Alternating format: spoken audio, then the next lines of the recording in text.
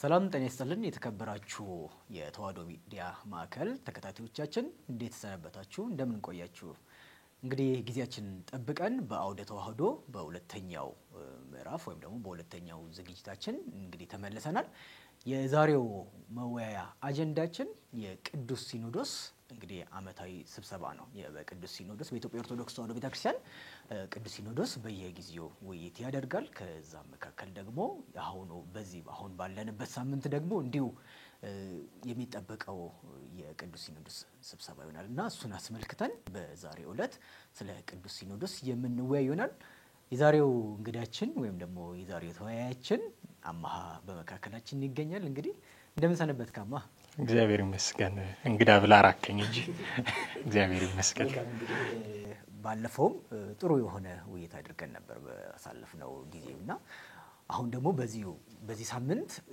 በቤተክርስቲያናችን እንግዲህ ተጠባቂ ከሆነው ጊዜ መካከል አንዱ ይሄ የርክበ ካህናት ወቅት ነው የቅዱስ ሲኖዶስ አመታዊ ስብሰባዎች ወይም ደግሞ ራሱ ሲኖዶስ ማለትም በራሱ በኋላ ስለምንመጣበት ግን እንዲሁ እንደ መግቢያ ቢያው ብዙዎቻችን እንደምንጠራው የቅዱስ ሲኖዶስ አመታዊ ስብሰባ እንግዲህ አሁን በዚህ በያዝነው ሳምንት ይከናወናል ከዚህ ጋር ተያይዞ በርካታ ነገሮች ይነሳሉ በራሱ ቅዱስ ሲኖዶስ ወይም ደግሞ ሲኖዶስ ማለት ምን ማለት ነው የሚለው ጉዳይ አንዱ መፈተሽና መመለስ ያለበት ነገር ነው እንደው በልማድ ነው ምን ጊዜም ሲመጣ በመመናን ደረጃ እንደው ሊቃውንቱ ሌሎቹን ተተነው ግን በመመናን ደረጃ ይሄ መረዳቱ ምንድነው የሚለው ነገሮች ነው ዛሬ በደንብ ትኩረት ሰጥተን እናነሳበትና እንግዲህ ከዚህ እንጀምር ውይይታችንን በራሱ ቅዱስ ሲኖዶስ ወይም ደግሞ የሲኖዶስ ስብሰባ ስንል እንደ ምእመን እንዴት ነው የምንረዳው እግዚአብሔር ይስጥልኝ በመግቢያ ላይ እንዳልከው እንግዲህ በሚጠበቅ ምልዓተ ጉባኤ ያለ የቅዱስ ሲኖዶስ በአመት ሁለት ጊዜ ይደረጋል በመደበኛነት ጥቅምትና አሁን የግንቦት ርክበ ካህናት አስቸኳይ ጉዳዮች ሲኖሩ ደግሞ ያው በቅዱስ ፓትርያርኩ ሰብሳቢነት በአስቸኳይ ጊዜ እንደሚደረግ ይታወቃል አሁን ግን የሚደረገው ያው መደበኛ ነው የሚታወቅ ነው የግንቦት ርክበ ካህናት ይደረጋል እሱን አስመልክቶ እንግዲህ መነሳት ያለባቸውን ጉዳዮች ማነሳሳት ስለሚገባንም ጨምር ነው ይሄንን ፕሮግራም በዚህ አውድ መቃኘት ያስፈልገንና ቅዱስ ሲኖዶስ ማለት ሲኖዶስ ራሱ ማለት ነው ለሚለው እንደው ብዙ አካባቢ የሚነሳው የቤተ ክርስቲያን ጉዳይ እሱ ለሚወያዩ የአባቶች ስብስብ እንዲህ እየተባለ ብዙ ይነገራል እሱ ትርጉም ትክክል አይደለም ማለት ሳይሆን ትክክል ነው የቤተ ክርስቲያን ጉዳይ ምን መሆን አለበት ስርዓቱ እንዴት ይጠበቅ ምናምን የሚሉ ጉዳዮችን ለመወሰን የሚሰባሰብ የአባቶች ጉባኤ ነው እኔ ግን ማየት የምፈልገው ቅዱስ ሲኖዶስ ማለት ምን ማለት ነው ሲባል እንዲህ ማድረግ ያለበት ጉባኤ ነው ብዬ ማንሳት ነው የምፈልገው ለምሳሌ ያክል በብፁዕ ቅዱስ አቡነ ተክለ ሃይማኖት ዘመነ ፕትርክና ቀኑን ካልተሳሳትኩ የካቲት 12 1971 ላይ የወጣ አንድ ህገ ደንብ አይነት ነገር ነበር እንደውም ህገ ደንቡ የኢትዮጵያ ኦርቶዶክስ ተዋሕዶ ቤተክርስቲያን 1971 ዓመተ ምህረት የቅዱስ ሲኖዶስ ደንብ ሊባል ይችላል ብሎም ስለሚል በዛ ልንገልጸው እንችላለን እዛ ላይ የሲኖዶስ የምልዓተ ጉባኤ ወይ የቅዱስ ሲኖዶስ አስፈላጊነት ለምንድነው የሚሉ ጉዳዮችን መግቢያው አካባቢ ያነሳል እነሱን መለስን ማለት ሲኖዶስ ማለት እሱ ነው የሚለውን ለማንሳት ይጠቅመናል ብዬ አስባለሁ በጥቅሉ ሲኖዶስ ማለት ምልዓተ ጉባኤ ማለት ቅድም እንዳልነው የቤተክርስቲያን ጉዳይ ገዷቸው እዛ ላይ አንዳች ነገር ለማድረግ ውሳኔ የሚፈልጉ ጉዳዮችን ለመወሰን የሚሰባሰብ የአባቶች ጉባኤ ነው እሱን እንደ ጥላ እንወስደዋለን ግን መሸፈኛ ደግሞ መሆን የለበትም ሁሉም ጉዳይ እየተነሳ ያው በዚህ ዙሪያ እኮ ተሰብስበዋል ይሄ ሲኖዶስ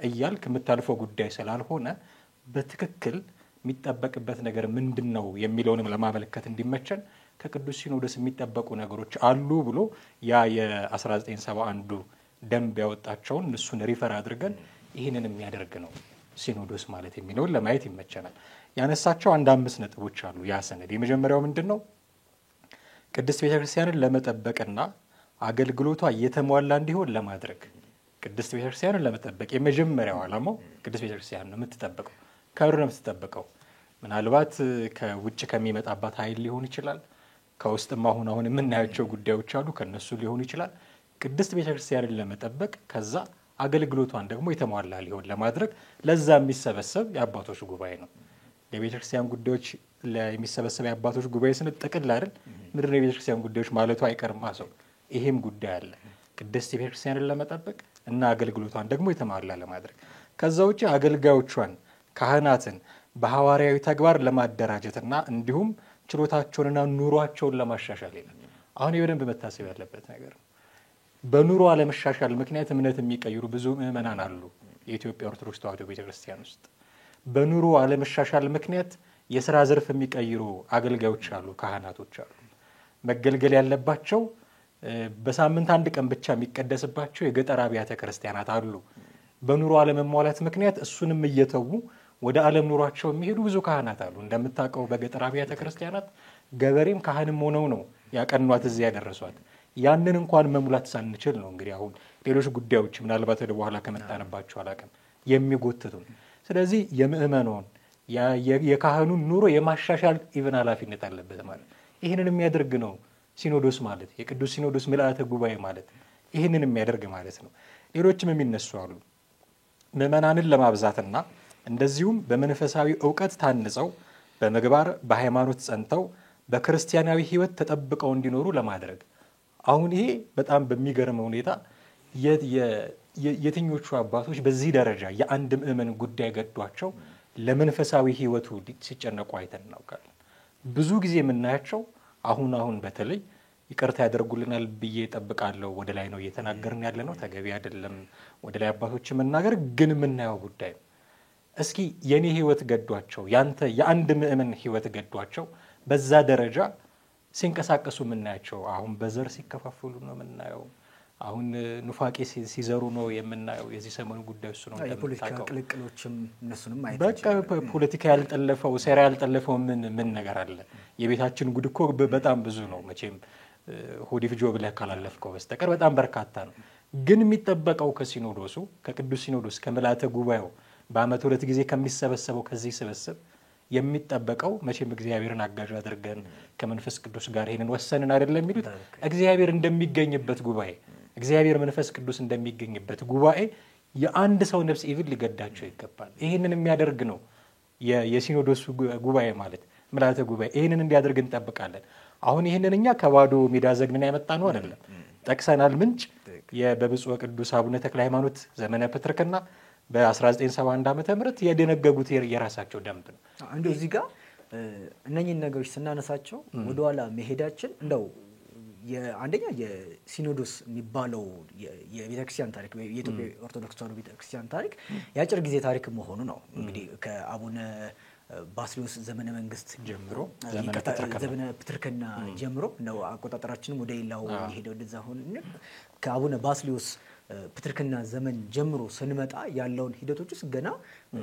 ስድስተኛ ፓትርያርክ ነው አይደል ያለን እስከ ቅዱስነታቸው አቡነ ማትያስ ድረስ ማለት ነው ስለዚህ በእነኚህ ጊዜያቶች ውስጥ እንደው 100 ዓመት እንኳን ያልሞላ ጊዜያቶች ውስጥ ነው በእነኚህ 100 ዓመት ባልሞላ ወይም 50 60 ዓመት በሆነው ጊዜያቶች ውስጥ ግን እንደው የተከናወኑትን ነገሮች የተከናወኑ ያሉትን ጉዳዮች ስናያቸው የሺህ ዓመታት ያክል ነገሮች ናቸው በውስጡ ያሉ እንግዲህ ስለ ቅዱስ ሲኖዶስ ስናነሳ በምእመናን ዘንድ ያለውን መልከታ እሱን ከማስተካከል አኳያ ነው ወይም ደግሞ እሱ እንዴት ነው ምእመናን የሚያዩት የሚለው እንደ ጉዳይ እናነሳዋለን በእርግጥ በኋላ ላይ ግን ምእመናን ሲኖዶስን የሚያዩበት እይታ ምንድነው የሚባለውን ጉዳይ እንዲሁ ማንሳት ስላለብን ነው በመጀመሪያ ራሱ ሲኖዶስ የሚለው ምንድነው ማለት ያስፈልገበትና ስታነሳውም ጥሩ ስለሆነ ነው ይሄ የ1971ን ምክንያቱም ወደ ኋላም ስትመለስ ከኋላ ጀምሮ ያለውን ቀደም ስለ እንደነበረው የዘመናት ሁኔታውን ያለን ለሲኖዶስ ያለን ግንባታ ወይም ደግሞ ያለን እድሜ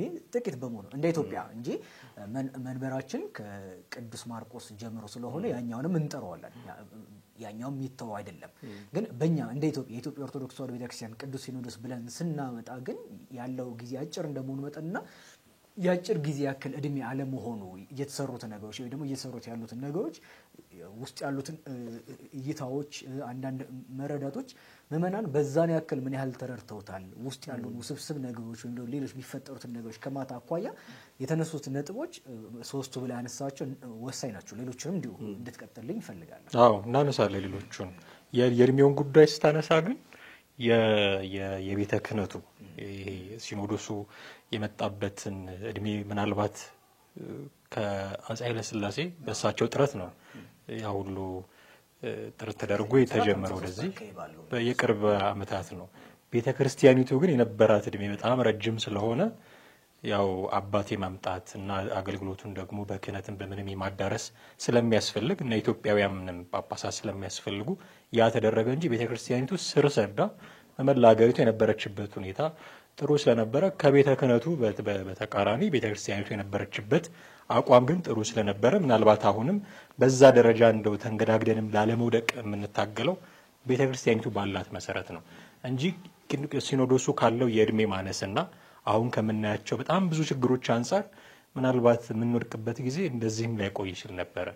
ያው እግዚአብሔርም እርዳታ ተጨምሮበት ቤተ ክርስቲያኒቱም ያላት መሰረት ሰፊ ስለሆነ እዚህ ደርሰናል። አንድ ሁለት ጉዳዮችን መጨመር እንችላለን። ቅድም ካነሳ ነው ሰነድ ላይ አንዱ ያነሳው ነጥብ ምንድን ነው? የቤተ ክርስቲያንን አስተዳደር ለማሻሻልና በማናቸውም ጉዳይ ራሷን ለማስቻል ይላል። ይህ በጣም በቃ መታለፍ የሌለበት ጉዳይ ነው። ሲሰበሰቡ ጳጳሳት ሲኖዶስ ምልዓተ ጉባኤ ተደርጎ ሲሰበሰብ ቤተ ክርስቲያን ራሷን የምትችልበትን መንገድ መፈለግ አንዱ ትልቁ ስራው ነው የሚሆነው።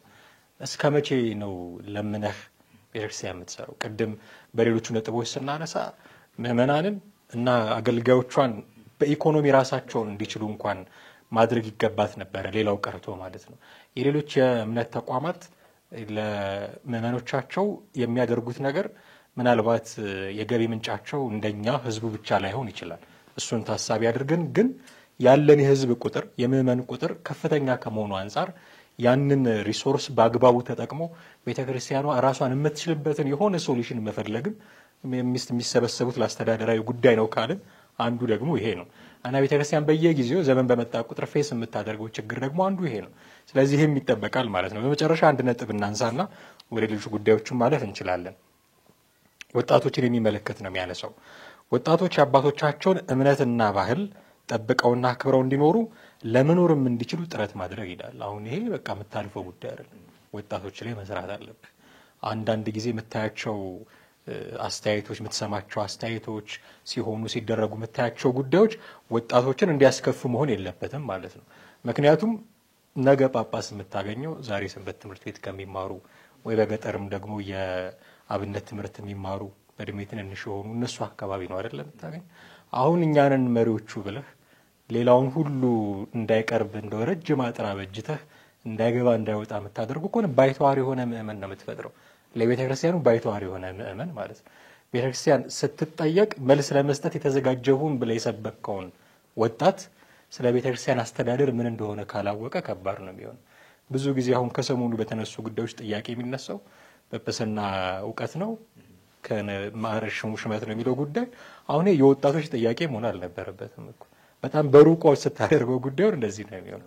ቀርቦ ሁሉን ነገር የሚያውቅ እና ለወጣቶቹ ደግሞ ልዩ ትኩረት መስጠት ያለብህ ኃይልም ያለው እዛ ነው፣ ጉልበት ያለው ሮጦም ደግሞ መስራት የሚችለው የዛ ነው። ገንዘቡን አዋጣ እንደምትለው ሐሳብህን አዋጣ እንደምትለው ህይወቱን ደግሞ አንተ ማዋጣት አለብህ። ለህይወቱ ምን አይነት ህይወት ነው እያሳለፈ ያለው? አሁን በዓላት ሲከበሩ ኮንሰርቶች ምናምን ይደረጋሉ። የማን ምእመን ነው ኮንሰርት ላይ የሚገኘው? የማን ምእመን ነው አልባሌ ቦታዎች ላይ የሚገኘው? በቅርብ ጊዜያት ውስጥ እኮ ከዓለም አቀፍ ዝና ያላቸው ዘፋኞች መጡ ምናምን ሲባል መጀመሪያ እናንተ ዘፈን መስማት አቁሙ እንጂ እነሱን አትምጡ ከማለታችሁ በፊት የሚል ትችት ሲደርስብን ነበር። አሁን ይሄንን እኛን ለምን ትተቹናላችሁ ብለን ወተን መናገር አንችልም። በቃ እየኖር ነው ያለው ህይወት ነው። የምንታየው እሁድ ነጠላ ለብሰን ነው፣ ቅዳሜ ማታ የት ነበርን? ወጣቱ ላይ መስራት አለባቸው ማለት ነው። አሁን ወጣቱስ ምን ማድረግ አለበት? ምናልባት እሱ ልንነጋገርበት እንችላለን። ጉዳያችን ግን ዛሬ አባቶቹ ስለሆነ ወጣቱ ላይ ደግሞ መስራት አለባቸውም። ወጣቱን ማራቅ የለባቸውም። ወጣቱን ካልያዝክ በቁጥርም ብዙ ነው ስታየው፣ የጥምቀት ጊዜ ስታየው፣ የመስቀል በዓል ሲከበር ስታየው ወጣቱ በጣም ብዙ ነው። እንደው በሰንበት ትምህርት ቤት የታቀፈው ምን ያህሉ ነው? ቤተክርስቲያን በምታውቃቸው ማህበራት የታቀፈው ምን ያህሉ ነው? ጥናት ይፈልጋል፣ ግን ብዙ ነው። ይህንን ብዙ እና ጉልበት ያለውን አካል አግልለህ ምንም ለውጥ ልታመጣ አትችልም። ይህንን ያለው ቅድም የጠቀስነው 1971 ህገ ደንብ ነው። ስለዚህ ይህንን እንዲያደርግ የምንጠብቀው ነው ሲኖዶስ ማለት ምልዓተ ጉባኤ ማለት። በአጭር ቃል ሲጠቀልለው ምን ይላል መሰለ? በየጊዜው ጳጳሳቷ ሲኖዶስ እያደረጉ ምልዓተ ጉባኤ እየተሰበሰቡ ማለት ነው የሐዋርያትን ትምህርት የማያፋልስ እንደ ዘመኑ ተጨባጭ ሁኔታ ምእመናንን ለማገልገል የሚመች ስርዓት ማበጀት ነው እንደ ዘመኑ ተጨባጭ ሁኔታ። አሁን ከዛሬ 50 ዓመት በፊት ወይ ከ100 ዓመት በፊት ሲጀመር እንደነበረው አይደለም። አሁን በጣም ብዙ ነገሮች ተለውጠዋል። ግሎባላይዜሽን የሚሉት ነገር አለ። አንዳንዶች ግሎባላይዜሽን ይሉታል። እኛን በተለያየ መንገድ ለማጠር ሴራው ምኑም አለ። እሱ አይነት ዘመን ነው ያለው። የቴክኖሎጂ ዘመን ነው። እንደምታውቀው ወጣቶች ቤተክርስቲያን መጥቶ ከመማር ይልቅ እጃቸው ላይ ያሉ ጉዳዮችን የማየት ብዙ አማራጭ አላቸው። ይሄንን የሚዋጅ መሆን አለበት። አየህ በራሱ እዚህ ላይ ግን ስላነሳው ነው የሉላዊነት ወይም ግሎባላይዜሽን የምንለው ጉዳይ አንደኛ በጣም ፈተና እንደሆነ የሚገልጸው ለምዕመናን ብቻ አይደለም፣ ለአባቶችም ፈተና ነው ብዬ ነው የማስበው። ምክንያቱም አንዳንዴ ትውልድ እየቀደመ እንዳይሆን ሰጋለሁ። ምክንያቱም ቤተክርስቲያን ማግኘት ያለበትን እውቀት ወይም ማግኘት ያለበትን ነገር ምዕመናኑ በእጅ አዙር በሌላ በኩል እያገኘ ነው። ስለዚህ ልክ አውደ ምሕረት ላይ ቆመ እንደ ትናንትናው ወንጌል ወይም ነው ይቅርታ ለቃሉና አውደ ምሕረት ላይ ብቻ በመታስተምረው ትምህርት አይደለም እንትን የሚሆነው የምትይዘው ሌላ ስራ እንደሚጠብቅ ያስፈልጋል። ምክንያቱም ይሄ አንድ ሰው ብቻ ቆሞ ከሱ ብቻ በሚወርድ የስብከት መልክ ይሆን ያለውን አስተምሮ ያለውን ነገር ብቻ አስቀጥላለሁ ብለ ማሰብ ፈተና ውስጥ እየገባ ይመስለኛል። ምክንያቱም ስብከቱን በቴክኖሎጂ ባመጣለት ነገር እቤቱ እያገኘው ነው ያለው። ስለዚህ ከዛ ባሻገር ግን አሁን ትልቁ ጉዳይ የሚስጥራትን መካፈል ማያገኛቸው በቴክኖሎጂ ተጠምዶ ማያገኛቸው ጉዳዮች እነኚህ ናቸው። ወደዛ እንዴት ነው ልታራምድ የምትችለው? ምክንያቱም እንደውም አንድ መምህር ሲያስተምሩ ምን ይላሉ? እሳቸውን በእርግጥ መምህራቸው ሲያስተምሩ እንዲያሉ ብለው ነው የተናገሩትና ትለውን ተሰማዋለን ይላሉ ብዙ ጊዜ። እና አንዳንዴ ቆመ የምታስተምረው ነገር ካልሰማኸው አስቸጋሪ ሊሆን ይችላል አይደለ? እንደው ወጣ ያለን ወይም ደግሞ ከፍ ያለን ሌላውን አውደ ምሕረት ላይ የሚቆመውን ማማተም ብቻም ሳይሆን እንደዛ እንዳይሆን ሐሳባችን እንደው ከምናየው ነገሮች አኳያ ለማድረግ ነው። ምክንያቱም አሁን የአንዳንድ እንደው ምሳሌ ዚያጽጽ ያለን እንጥቀሰውና አንድ ነገር ወይ በሌላ ሙያ በሆነ ነገር እንዲያታደርግ ብሎ ያ ሰው ሊያደርገው ይችላል። አታደርግ ማለቱ ያ ባለማድረግ ትጠቀማለህ፣ ብታደርገው ትጎዳለህ። ግን አታደርግ ማለቱ ከሱ ማድረግ ጋር አይገናኝም። ያንተ አለማድረግ አለዛ እኮ ነው የሚሉትን እንጂ የሚያደርጉት አታደርጉም ይባላል። መንፈሳዊ ጉዳይ ላይ ግን እንደዛ አይደለም። ለምሳሌ አንተን የሆነ ነገር እንደዚህ አታድርግ ብለህ እንድኖረው ፈልጋለሁ አይደል? አንተ እኔ እንድኖረው ትፈልጋለህ። ስለዚህ እኔ ስኖረው የበለጠ ያወራሁት ነገር እንትን ይሰራል፣ መሬት ላይ ወርዶ ስራ ይሰራል። የመንፈስ ቅዱስ ድጋፍ የሚባሉትን ነገሮች ማምጣት እንችላለን። አሁን እነኛ ነገሮች ትውልዱ ሲያጣዩ ነገር ሲደረግ በመታስተምረው ብቻ መሆን አይችልም። ስለዚህ ይሄ ቴክኖሎጂው የሆነ ነገሩ ፈተና እየሆነብህ ይመጣል። የምታስተምረው ብቻ ትናንትና ተናግረ ማሳመን የሆነ ነገር ማድረግ ትችል ይሆናል። ዛሬ ግን እንደዛ ብቻ አይደለም። እንቅስቃሴ በሙሉ በዚህ ስልክ በምንለው ጉዳይ ውስጥ የተያዘ ነው። አማ ከቤተክርስቲያን ወጥተን ወይም ከዚህ አሁን ከምንወያይበት ወጥተን ልክ የሆነ ቦታ ላይ ስንንቀሳቀስ ሰው የሚያይ ያንን ቦታዎች ነው አይደል? ባህሉ እንደዛ። ስለዚህ እኔ ማደርገው ነገርና የምናገረው ነገር ካልተገናኘ ወይም ካልተናበበ ዝም ብሎ የስብከት የሆነ ነገር ብቻ ይሆናል። ስብከት ስንል መንፈሳዊ ነገር ብቻ ሳይሆን ወይም ንግግር ብቻ ይሆናል፣ መሬት ያልያዘና ስላነሳው ነው ከቴክኖሎጂ ነገሮች አንዱ ከበረከቱን ባሻገር ስጋትም ይሆናል ብዬ ስላሰብኩኝ ነው። አሁን እንደ ድሮ ቤተክርስቲያን የምትሰጠውን ነገር ብቻ ቁጭ ብሎ የሚጠብቅም አይደለም ወጣቱ። እውነቱን ለመናገር በጣም ብዙ አክሰስ አለው እጁ ላይ። እንደው አሁን ቴክኖሎጂውን በማይጠቅመው ጎኑ አይተነው ቤተክርስቲያን እሱን መዋጀት አለባት የሚል ምክረ ሀሳብ ከማቅረብ ባለፈ የጠቀመውም ደግሞ ነገር አለ። ሲጠቅም ግን ወጣቱ እንዴት ነው እየተጠቀመበት ያለውን የሚለውንም ደግሞ ማየት አለብን። አሁን ቤተክርስቲያን የማታውቃቸው በመዋቅሯ ውስጥ ያላለፉ ግን አንብበው መልስ የሚሰጡ ወጣቶች ተፈጥረዋል አይደለ? ማህበራዊ ሚዲያው ላይ እነሱንስ እንዴት ነው ወደ ስርዓት ማስገባት የምችለው? ምክንያቱም አንዳንዴ ከቤተክርስቲያን አስተምሮ ውጭ የሆነ ነገር ሲናገሩ ትሰማለህ። የሚናገሯቸው በጣም ብዙዎቹ ነገሮች በርካቶቹ ጥሩ ይሆናሉ፣ ያላመኑ ሰዎችን ያሳምናሉ። ግን መሀል ላይ በጣም ከባድ እንደውም አጨቃጫቂ የሆኑ ጉዳዮች ሁሉ ይነሳሉ። ይሄ ምንድን ነው የሚጠቁመህ? አሁን ቤተክርስቲያን የምትሰጠውን ትምህርት ብቻ ሳይሆን በራሱ መንገድ እየሄደ ሰው አሁን እንደ ድሮ የሆነ መጽሐፍ ለመተርጎም እንደ አባቶቻችን በእግራቸው ኢየሩሳሌም ሄደው ከአረብ ሀገራት መጽሐፍ ሰብስበው ከዛ ፍየል አርደው ቆዳ አለስልሰው ሌጦ አድርገው እሱ ብራና አዘጋጅተው አይደለም። በቃ ስልኩ ላይ ያለ ሰርች ማድረግ ነው የሚጠበቅበት። በጣም ከፍ ያለ ነገር ከሆነ የሆነ ሰብስክሪፕሽን ብቻ ነው የሚጠብቀው። እሱን ካደረግ ብዙ መጽሐፍቶችን ታገኛለህ። ስለዚህ ያነባል ማለት ነው። አሁን ሲያነብ ከአንተ መዋቅር ውጭ ነው። በኦርቶዶክሳዊ እይታ ላይሆንም ይችላል። ስለዚህ ወጣቱ አሁን ለሁሉም ነገር ክፍት ነው። ቤተክርስቲያን ይህንን መግራት መቻል አለባት። ይህንን ማድረግ የሚችለው ደግሞ ቅዱስ ሲኖዶስ ነው፣ ምልዓተ ጉባኤ ነው። ይህንን ተጨባጭ ሁኔታ ያገናዘበ ለምዕመኗም ለቤተ ክርስቲያኒቱ አገልግሎት የሚመች ነገር ማምጣት አለበት። ይህንን ነው ሲኖዶስ ማለት ያለብን እንጂ ዝም ብሎ ስለ ቤተ ክርስቲያን ጉዳዮች የሚሰበሰብ የአባቶች ጉባኤ ነው። እሱንማ ሁሉም ሰው ያውቃል። ግን የትኛው ጉዳይ ነው ስለ ቤተ ክርስቲያን የሚሰበሰቡበት? የትኛው ጉዳይ ነው? ምናልባት ወደ ኋላ እናነሳው እንደሆነ አላውቅም። አንዳንዴ የማይመጡ ነው ጉዳዮች ሁሉ ሊነሱ ይችላሉ። ከዛ ባለፈ ግን በተቀመጠው ሕገ ደንብ መሰረት እንዲህ አይነት ጉዳዮችን ቤተክርስቲያንን ስለመጠበቅ ምዕመኗን ስለመጠበቅ ጌታችንና አምላካችን መድኃኒታችን ኢየሱስ ክርስቶስ እኮ የአንድ ሰው ነፍስ ገዶት አይደለ የሳምራዊቷን ሴት ሊያናግራት በዛ በጠራራ ፀሐይ ሲያናግራት የነበረው የእሷ ነፍስ ገዶት ነው አይደል? እሱ አምላካችን ነው፣ የእሱን አሰረት ነው የምንከተል ነን ካለን የአንድ ምዕመን ነፍስ ሁሉ ሊገዳቸው ይገባል ማለት ነው። ከዛ ውጭ ያሉት ሁሉ ነገሮች ትርፍ ናቸው። መጀመሪያ ጽድቁን ፈልጉ ሌላ ሁሉ ይጨመርላችኋል እንደተባለ የምዕመኗ ጉዳይ የነሱ ነፍስ አፍተሮል እኮ የቤተ ክርስቲያን እኮ ትልቁ ዓላማዋ ምዕመናኑን በመንግስተ ሰማያት የሚገቡበትን መንገድ እኮ ማዘጋጀት ነው። ስጋው ደሙን ተቀብለህ በዛ እንድትገባ ማመቻቸት ነው።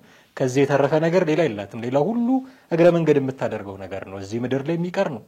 ዋና ዓላማው ምዕመኗ እንዲድን ነው፣ ነፍሱ እንዲድን ነው። ያንን ማድረግ የምትችልበትን ምንድነው መሪ ዕቅድ እንደሚባለው ልታደርግ ትችላለህ፣ ሲስተም ልትዘረጋ ትችላለህ።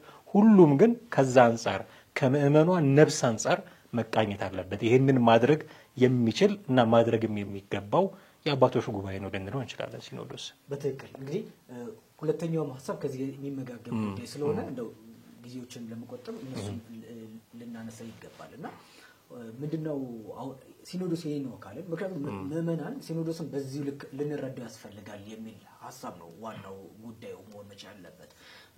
በአመት 2 ጊዜ ተሰበሰቡ ዜና ብቻ አሁን የዜና ፍጆታ ብቻ ሆኖ መለየት የለበትም። ወይ ደግሞ ሲመጣ ልንጠብቅ ያስፈልጋል አይደለ? የቅዱስ ሲኖዶስ እንደውም ምዕመናን በጸሎት ነው መጠበቅ መቻል አለባቸው። አባቶቻችን መንፈስ ቅዱስ እንዲያናግራቸው መንፈስ ቅዱስ አብሯቸው እንዲሆን፣ ምክንያቱም መንፈስ ቅዱስ የሌለበት ጉባኤ እንዳይሆንም መስጋት ስላለብን ያ አይሆንም።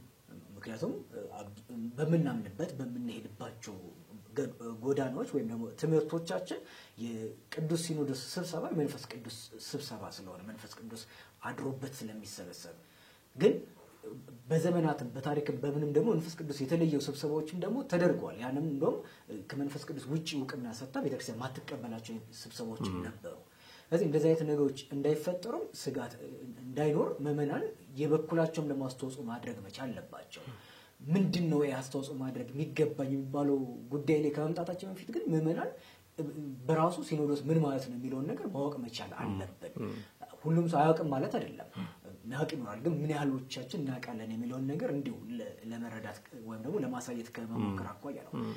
እዚሁ ተያይዞ ሲኖዶስ ይሄ ነው ማለት ካለን የሲኖዶስ ጽንሰ ሐሳብ ወይም የመሰብሰብ ዋናው ዓላማ ይሄ ነው ካለን በራሱ ትውልዱ ወይም ምዕመናኑ እንዴት ነው ሲኖዶስን የሚያየው የሚመለከተው የሚለውን ጉዳይ ደግሞ መፈተሽ መቻል አለበት። ለዚህ አንድ ማሳያ የሚሆነው ምዕመናን የቅዱስ ሲኖዶስን ውሳኔ እንደሚያከብሩ እንደሚሉ ወይም እንደሚረዱ ከሚያሳዩት ነገሮች አንዱ በቅርቡ የተፈጸሙ ሁኔታዎችን ማየት እንችላለን አይደል? ግን እነሱ እንዳሉ ሁሉ እነሱ አጀንዳዎች መሆን የጀመሩት ምን ስላላቸው ነው የሚሉት ነገሮችን እሱን በሂደር እናስቀምጠው። ምክንያቱም እሱ በራሱ ብዙ አጨቃጫቂና በዚሁ ብቻ ገብተን ምን ጨርሰው ባህሪ የሆነ ሀሳብ ስለሆነ ማለት ነው። እናት ግን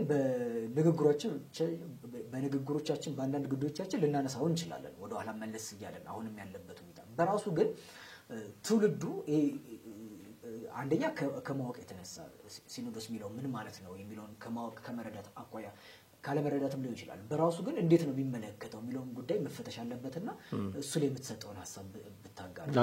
እኔ የራሴ ሪዘርቬሽን አለኝ።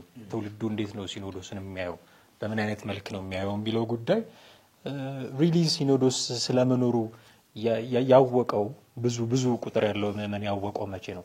ሲኖዶስ አለ ስለ ፓትርያርኩ በየበዓሉ መልእክት ሲያስተላልፉ እንደዚህ ያለ ጳጳሳትን በየጊዜው በየክብረ በዓሉም እየመጡ ሲባርኩ ትምህርት ሲያስተምሩ ያያል። ከዛ ውጭ ግን ሲኖዶስ ስለሚባለው ጽንሰ ሐሳብ በደንብ ገዶት መስማት የጀመረው መቼ ነው የሚል ጥያቄ ለማንሳት ይፈልጋሉ። ረጅም ጊዜ አይደለም ቅድም ስንል እንደነበረው የኛ የቅዱስ ሲኖዶስ ታሪካችን በጣም አጭር ጊዜ ነው። ግን አጭር ጊዜም ቢሆን ለቤተ ክርስቲያን ካለው አስፈላጊነት አንጻር ሁሉም ሰው ተመሳሳይ ፔጅ ላይ ሆኖ ሊያውቀው የሚገባ ጉዳይ ነበረ። ምክንያቱም ይሄ እንደ መንግስት ልትቆጥረው ትችላለህ። መንግስትን የማያውቅ ማን አለ? አሁን የሀገሪቱን መሪ የማያውቅ ሰው ማን አለ? ሀገሪቱ ውስጥ በታዋቂነት ደረጃ እናውጣ ብንል መሪዋን የማያውቅ ማን አለ? ምናልባት በጣም ሪሞት የሆኑ አካባቢዎች፣ ቴሌቪዥን እንደዚህ የማይደርስባቸው አካባቢዎች በመልክ ላይ ያውቋቸው ይችላሉ። በስም ባላቸው ተጽዕኖ ልክ ግን ያውቋቸዋል። ለቤተ ክርስቲያን መሪ ይህንን ያህል እውቅና አለ ወይ የሚል ጥያቄ ተያይዞ ማንሳት ያስፈልጋል። መቼ ነው ሲኖዶስ ማለት የጀመርነው? በፊት እንደዚህ ይባል ነበር ወይ? ሲኖዶስ ማለት ስንጀምርስ በትክክለኛው መንገድ ነው ወይ ማለት የጀመርነው የሚሉ ጥያቄዎችን አንድ ላይ የሚያስነሳ ነው ብዬ አስባለሁ። ብዙ ሰው እኔ የሚመስለኝ ከተሳሳትኩ እታረማለሁ፣ ግን በአብዛኛው ልክ ይሆናል ብዬ መገምተው ባለፈው የመዋቅር ጥሰት ፈጽመው 2015 ላይ በጥምቀት ማግስት እንደዛ ነበር አይደል? አዎ። ስለዚህ ያኔ የመዋቅር ጥሰት ፈጽመው ህገወጥ ሲመተ ጵጵስና ባደረጉ ሰዎች ላይ መሰብሰብ ሲጀምር ቅዱስ ሲኖዶስ ያኔ ነው በጣም ብዙ ሰው ስለዚህ ሲኖዶስ ሊገደው የጀመረው ያስብ የጀመረው። ምክንያቱም እንዴ ነከሌኩ እንዲህ ያደረጉ ሲባል በነገራችን ላይ ያ ወሬ ሲሰማ ብዙ ሰው የሚያውቅ ሰው ስለ ቤተ ክርስቲያኒቱ ምንነት የሚያውቅ ሰው በጣም ደንግጧል። እንደምታስታውሰው በጣም ደንግጠው ማህበራዊ ሚዲያዎች ላይ የጻፉ ትልልቅ መምህራን አሉ። እሱን ያዩ ምዕመናን ምንድን ነው የምታካብዱት? ምን አዲስ ነገር መጣ ይሉ ነበር። ይሄ የሚነግርህ በቃ ስለ ሲኖዶስ በቂ እውቀት የላቸውም ማለት ነው። ይሄ እንዲህ እኮ እንደዚያ ሊያደርግ ይችላል፣ እንዲህ አይነት ጉዳይ ሊያመጣ ይችላል ብለህ ብትነግራቸው ሁሉ በዛ ደረጃ አይረዱትም ነበር። ስለዚህ ከዛ በፊት የነበረን ስለ ሲኖዶስ የነበረንን እይታ ያኛው ይነግርሃል፣ ያኛው አስተሳሰብ። ከዛ በኋላ ደግሞ ለሲኖዶስ ውሳኔዎች የሰጠነው ግብረ መልስ ደግሞ መቀየሩን ይነግርሃል። ስለዚህ ስለ ሲኖዶስ ማወቅ የጀመርነው ማወቅ የሚለውን እንተውና ትኩረት መስጠት የጀመርነው ከዚህ ጉዳይ በኋላ ነው ማለት ነው። እንደ ዘመኑ ጉዳይ ሆነ አሁን በጣም ታዋቂ መሆን ከፈለክ፣ አነጋጋሪ ሰው መሆን ከፈለክ መጥፎ ነገር ነው የምታደርገው። በጆርናሊዝምም ባድ ኒውስ ኢዝ ጉድ ኒውስ ነው የሚባለው። መጥፎ ነገር መጥቶ ነው ሲኖዶስን እንድናውቀው የሆነው፣ ለሱ ትኩረት እንድንሰጥ የሆነው። ስለዚህ ከቅርብ ጊዜ ወዲህ ነው ትውልዱም ሲኖዶስን ማወቅ በጣም የጀመረው። ሲያውቅስ አሁን በምን አይነት መንገድ ነው ሊያውቀው የሚፈልገው? የሚያውቀው ብቻ ሳይሆን ሊያውቀው የሚፈልገው። አሁን ቤተክርስቲያን ጥሩ ነገር አድርጋ የሆነ ትውልዱን የሚጠቅም ነገር ቤተክርስቲያንን የሚጠቅም ነገር አድርጋ አባቶች በዛ ደረጃ ትልቅ ስራ ሰርተው ቢሆን ማንም ዜና ያደርገው። ከዛ መካከል አንድ አባት ተወገዘ ሲባል ግን ትኩረት ይስባል። አይ በምን መንገድ ማወቅ እንደምንፈልግ ትኩረታችን ራሱ ለሲኖዶስ ያለን ትኩረት ራሱ እንደ ዘመኑ ዜና ተቀይሯል ማለት ነው። ባድ ኒውስ ካልሆነ ለኛ ጉድ ኒውስ አይደለም ማለት ነው። ሊሆን የሚገባው እኮ ቤተክርስቲያን ብዙ ምዕመናንን ወይ ከሌላ እምነት አመጣች ትልቅ ዜና መሆን ነበረበት። ምናልባት አሁን ሶሻል ሚዲያ ላይ ትልቅ ዜና ሊሆን ይችላል። 10 ሰው ከሆነ ቤተ እምነት ካመጣ በጣም ትልቅ ዜና ሊሆን ይችላል። በዛ ደረጃ እየሆነ ነው። አሁን ግን ሲኖዶስን የምናይበት አይን ከተፈጠረው ጉዳይ አንጻር ልክ ነው እየተቃኘ ያለው። እኛ አሁን ቅድም ያነሳናቸው ነገሮች አሉ። ሲኖዶስ ሲሰበሰብ ሊያደርጋቸው የሚገባቸው ጉዳዮች ቤተክርስቲያንን መጠበቅ፣ ምዕመናንን መጠበቅ፣ አንድም ይብን ምዕመን ቢሆን እሱን ለስጋው ደግሞ ማብቃት፣ ከዛ መጨረሻው መንግስተ ሰማያት እንዲገባ መንገዱን ማመቸት፣ እንደዚህ የመሳሰሉ ነገሮችን በግለሰብ ደረጃ ወይ በምዕመን ደረጃ ብትሰራ ትኩረት የሚሰጣት የለም። ከዛ መሀል ግን አንድ ታዋቂ መምህር ሲኖዶስ ተሰብስቦ ቢያወግዝ፣ አንድ ጳጳስ ቢያወግዝ፣ የሆነ ቤተ ክርስቲያን ተዘጋብ ተብሎ የእግድ ቢተላለፍበት፣ የሆነ ማህበር ከዚህ በኋላ የኛ አይደለም ተብሎ እግድ ቢተላለፍበት ትኩረት ይስባል። አሁን ባለፈው የስራ ጥሰት በተደረገ ጊዜ ሁሉ ሰበር ዜና ነበረ ምን ጠብቀው አይደለ? ሰበር ዜና ነበረ ምን ጠብቀው መግለጫ በመግለጫ በቃ መግለጫ በይሳ ይተላለፋል ተብሎ ሰው የተለያዩ የቤተክርስቲያን ሚዲያዎችን ትኩረት ሰጥቶ ሲከታተል ነበር። እሱ ላይ እንደውም ጥሩ መንገድ ስለሆነ ብዬ ነው ማስበውና ተመጣበታለህ። ግን እነኚህ ነገሮች ተከሰቱ ሆኖ አሁን መልከታው ትክክል እንዳልሆነ ወይም ደግሞ እንደሚቀረን ከሚያሳዩ ነገሮች አንዱ ጉዳዩ ሲያበቃ ወይም ደግሞ ሲዘጋ ያ አጀንዳ ተዘጋ ሲባል ተመልሰን እኛም ወደ አብረን ነው የምንዘጋው ጉዳዮችን ሄደ እንጂ ከዛ በኋላ እኮ የተፈጠሩ ነገሮች ነበሩ። እነኛ ጉዳዮች ሲነሱ ለቅዱስ ሲኖዶስ ያለን እውቅና ወይም ደግሞ ያለን እውቀት ምን ያህል ትክክል እንዳልሆነ ከሚያሳዩ ነገሮች አንዱ ከዘጋው በኋላ ተመሳሳይ ነገሮች ሲከሰቱ ወይም ደግሞ ሌሎች ጉዳዮች ሲከሰቱ ትተነዋል።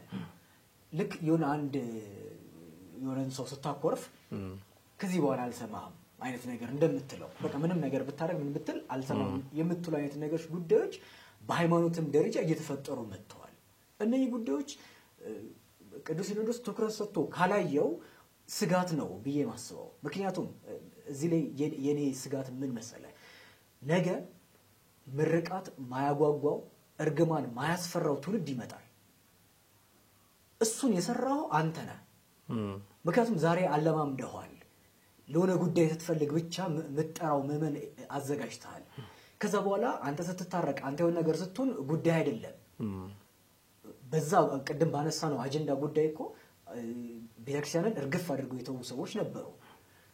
እንደው እናንሳ ከተባለ ጥቁር ለብሰው ስራ ዘግተው የነበሩ ሰዎች ከስራ ሲባረሩ የሆነ እንግልት ሲደርስባቸው ምንድነው የተሰጣቸው ምላሽ?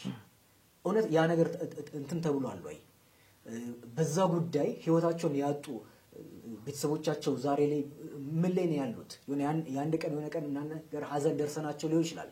ከዛ በኋላ ምን ላይ ነው ያሉት እነኛ ሰዎች? አይተናቸዋል፣ እናስታውሳቸዋለን፣ ዋጋ ሰተናቸዋል። እነኚህ ነገሮች ሲመጡ ዛሬ ላይ እያረምክ ካልሄድክ ዋጋ እየሰጠው ካልሄድክ ነገ ከነገ ወዲያ ልክ እንደ እንትን የሚበላህ ጉዳይ እንዳይሆን ያሰጋል። ምክንያቱም አንተን ግድ የማይሰጥ ትውልድ እየመጣ ነው። በቃ ማንም እየተነሳ እኮ ትንሹንም ትልቁንም በሆነ ለምሳሌ በሀገረ ስብከት ሊቀ ጳጳስ የሚፈታው ችግር ሲኖዶስ ጋር ካልመጣ ይላል። በአንድ ካህን የሚፈታ ጉዳይ ጳጳሱ ካልፈታው ይላል። እነኛ መደበላለቆች የመጡት ምዕመናን ስለዚህ ጉዳይ ያውቁታል ወይ የሚለውን ጉዳይ በትክክል ተሰርቷል ወይ? ልክ ምንድነው በዓለማዊ ህግን አለማወቅ ከተጠያቂነት አያድንም ትላለህ። ግን መንፈሳዊ እንደዛ ነው ወይ? የቤተክርስቲያኗን ህግ አለማወቅ ከተጠያቂነት አያድንም ብለህ ብቻ ታልፈዋለህ ወይ? አንዱ ስራ ማስተማር አይደለ ወይ? መጠራት ወይ የቤተክርስቲያን ዋናው ዓላማ ከምንም በላይ ልማት ያስፈልጋል፣ እድገት ያስፈልጋል፣ ምንም ድርድር የለውም። ግን ቅድም እንዳነሳ ነው ወይም ስታነሳው እንደነበረው ከነኚህ ከአምስቱ ዋና ወቹ አማድ ልንለው እንችላለን አይደለ? ልክ እንደ ከዛኛው ጋር እያነጻጸረን ሳይሆን አማድ ብንለው አንዱ ጉዳይ ይሄ ነው፣ ምዕመናን ላይ መስራት ነው። በዛው ልክ ነው ወይ ምናምን ወደ በኋሎቹ አጀንዳዎች ስንመጣ ምናነሳቸው አጀንዳዎች ይኖራሉ ወይም ሐሳቦች ይኖራሉ። ግን እሱም በራሱ አንድ ስጋት ነው ስላነሳው እንደው ይገርምህ የሰው ልጅ በጣም አዳፕቲቭ ነው እንደምታውቀው እና ጉዳዮችን ይለማመዳቸውና እንደምንም መቁጠር ይጀምራል። አሁን ያ የመዋቅር ጥሰት ሲፈጸም የነበረን ሪአክሽን ይታወቃል። ሁሉም ሰው ጥቁር እስኪለብስ ድረስ ከዛ በአንድ ሌሊት ራስን እንደ ሰማዕት እስከ መቁጠር በቀደም ይፈሶ ነው እነዚህ ሰዎች እዚህ ቤተክርስቲያን የሚገቡት እስከ ማለት ተደረሰ።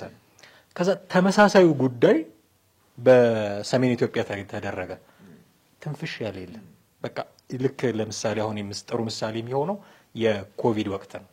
የኮቪድ ወቅት ኢትዮጵያ ውስጥ አንድ ሰው ተያዘ ሲባል ፓኒክ ያደረግንበትን መጠን አስበው። እንዴት ነበረ ህዝቡ የደነገጠው? ከዛ በየቀኑ ቁጥሩ ሲጨምር መጨረሻ ላይ በሺዎች የሚቆጠር ቁጥር ሲጠራለት ኖርማል ሆነ። ይሄ የሚያሳይ ሞቶችም ነበሩ ምንም የሚያሳይ ይሄ በቃ የሰው ልጅ በጣም አዳፕቲቭ ነው፣ ጉዳዩን ይለማመዳል። አሁን አባቶቻችን እከሌ ከከሌ ተጣላ እከሌ መዋቅር ጥሰት ፈጸመ ሲባል ሲደጋገም መግለጫ በመግለጫ ላይ ሲወጣ ጉዳዩን ኖርማላይዝ አደረጉትና ከዛ አሁን እስካሁንም እኮ ወደ መዋቅር ያልተመለሱ አባቶች አሉ በሰሜን ኢትዮጵያ እስካሁን ድረስ ያልተመለሱ እና እንደምንም እያየህ ነው አይደለም። በቃ ንቀን ትተነዋል፣ ለመድ ነው ማለት ነው። አሁን የሰሜን ኢትዮጵያውን የገረመህ እዚሁ 5 ኪሎ እርስ በርስ ቢከፋፈሉ ማይደንቀን ደረጃ ልንደርስ እንችላለን በዛ ደረጃ።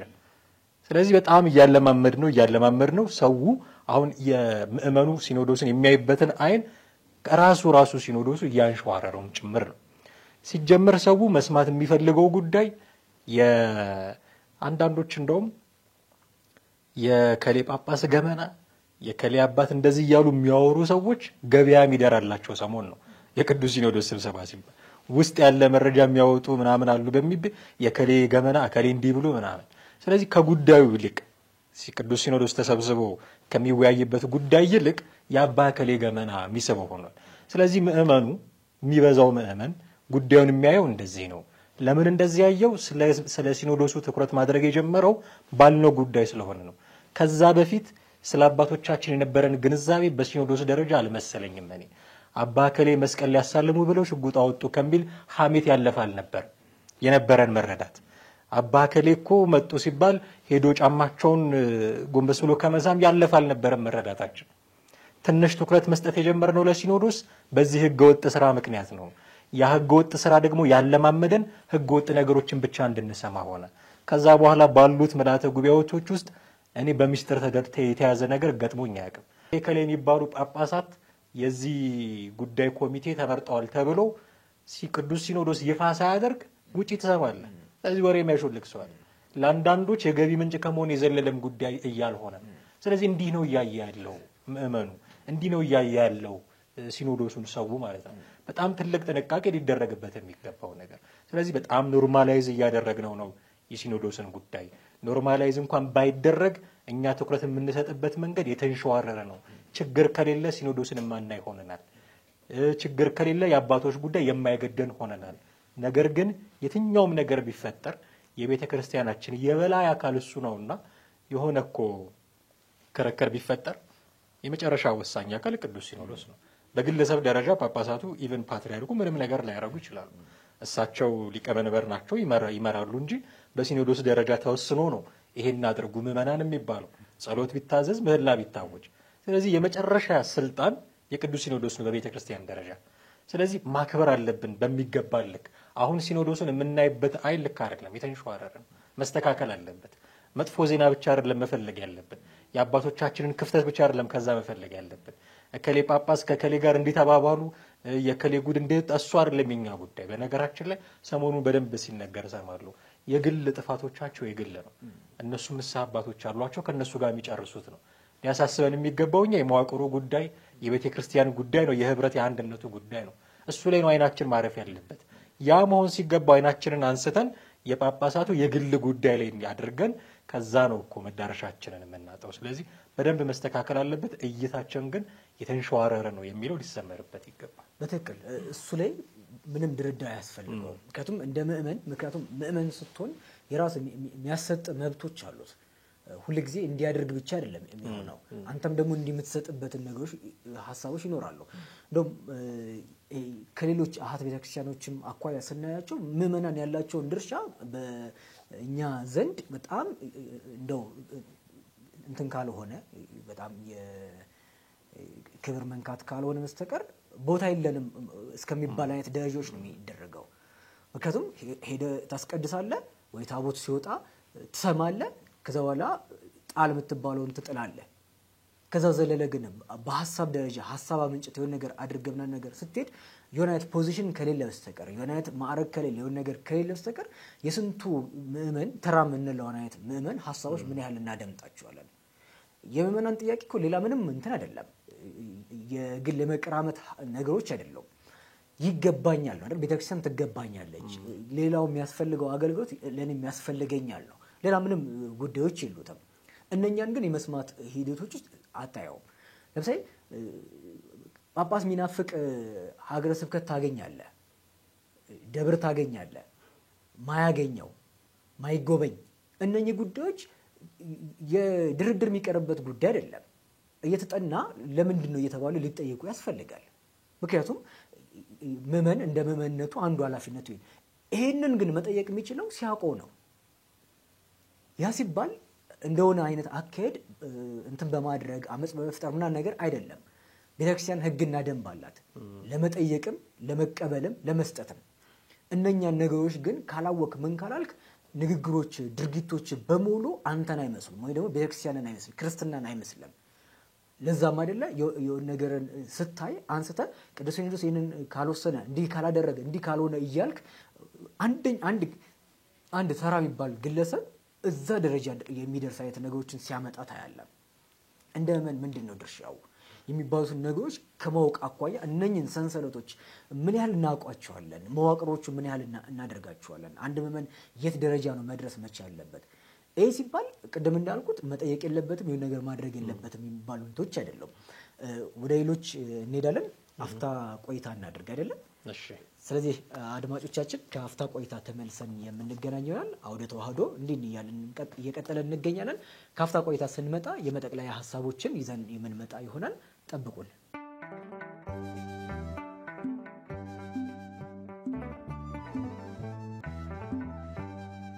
ተመልሰናል ተከታታዮቻችን። እንግዲህ በተዋህዶ ሚዲያ ማዕከል የተዘጋጀ የሚገኘው የአውደ ተዋህዶ ዝግጅት ነው። እንግዲህ የዛሬው አጀንዳችን ቅዱስ ሲኖዶስን ይመለከታል። ስለዚህ በተነሱት ሀሳቦች ላይ ባልደረባዬ አማሃ እንግዲህ ዛሬ ጥሩ ጥሩ ሀሳቦችን እያቀረበልን ነው የምንገናኘው፣ የተወያየን እንገኛለን። ምንነቱን አነሳን። ከዛ በኋላ ደግሞ ምዕመናን እንዴት ነው የሚረዱት የሚሉ ጉዳዮች አነሳን። እዚህ ጋር ግን ሊሰመርበት የሚገባው ሀሳብ ከሁለቱ አጀንዳዎች ጋር ስለሚሄድ ነው። የቅዱስ ሲኖዶስ ልዕልና ትናንትና እና ዛሬ ስናየው ምናልባት ነገም ብለን ልንጨምርበት እንችላለን እንደ ትንበያ እንዳይሆንብን። ነገር ግን የቅዱስ ሲኖዶስ ልዕልና ትናንትናና ዛሬ ምን ይመስላል የሚለውን እንደው በትንሹ ብናየው ጥሩ ይመስለኛል። በማል ቅድም ስንዳሰሰውም ነበረ። በርግጥ ግን እንደው ራሱን ርዕስ እናድርገውና በራሱ የቅዱስ ሲኖዶስ ልዕልና ትናንትና ላይ በነበረው ሂደቶች አሁን ላይ ባለው ሂደቶች ትናንትና ስንል ምናልባት የእችኛውን የጥቂት ዓመታት ብቻ አይደለም የምናነሳው። ምክንያቱም ቤተክርስቲያን ሐዋርያት እንደመሆኗ መጠን ይሄ የሲኖዶስ የመጀመሪያው ሲኖዶስ የሚባለው የሐዋርያት ሲኖዶስ ስለሆነ ከዛ ጀምሮ ያለውን ነው የምንመጣው።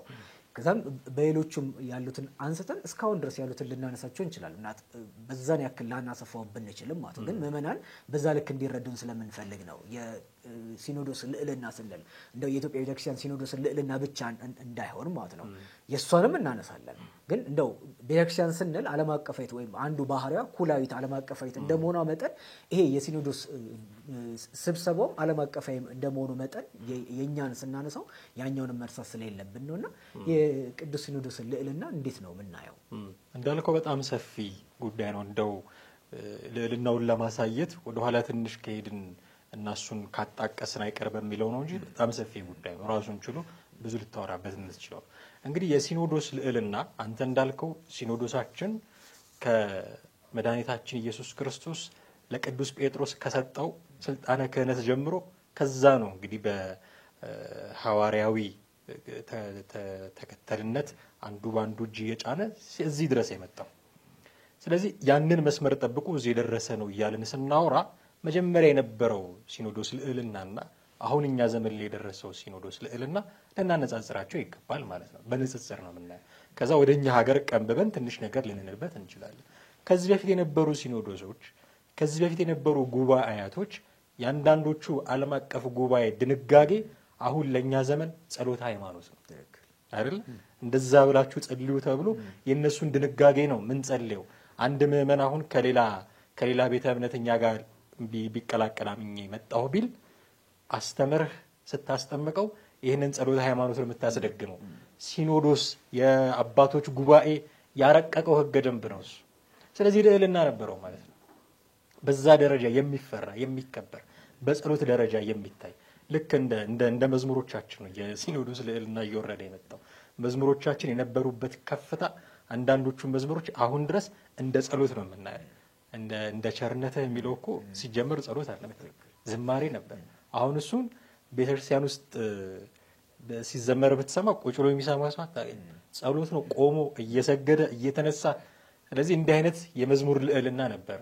አሁን ያለንበት ይታወቃል። መቼም ልክ ተመሳሳይ ነው። ሲኖዶሱ በጉባኤ ተሰብስበው የሚያረቁት ደንብ የሚወስኑት ውሳኔ ጸሎተ ሃይማኖት የሆነላቸው አባቶች ነበሩን።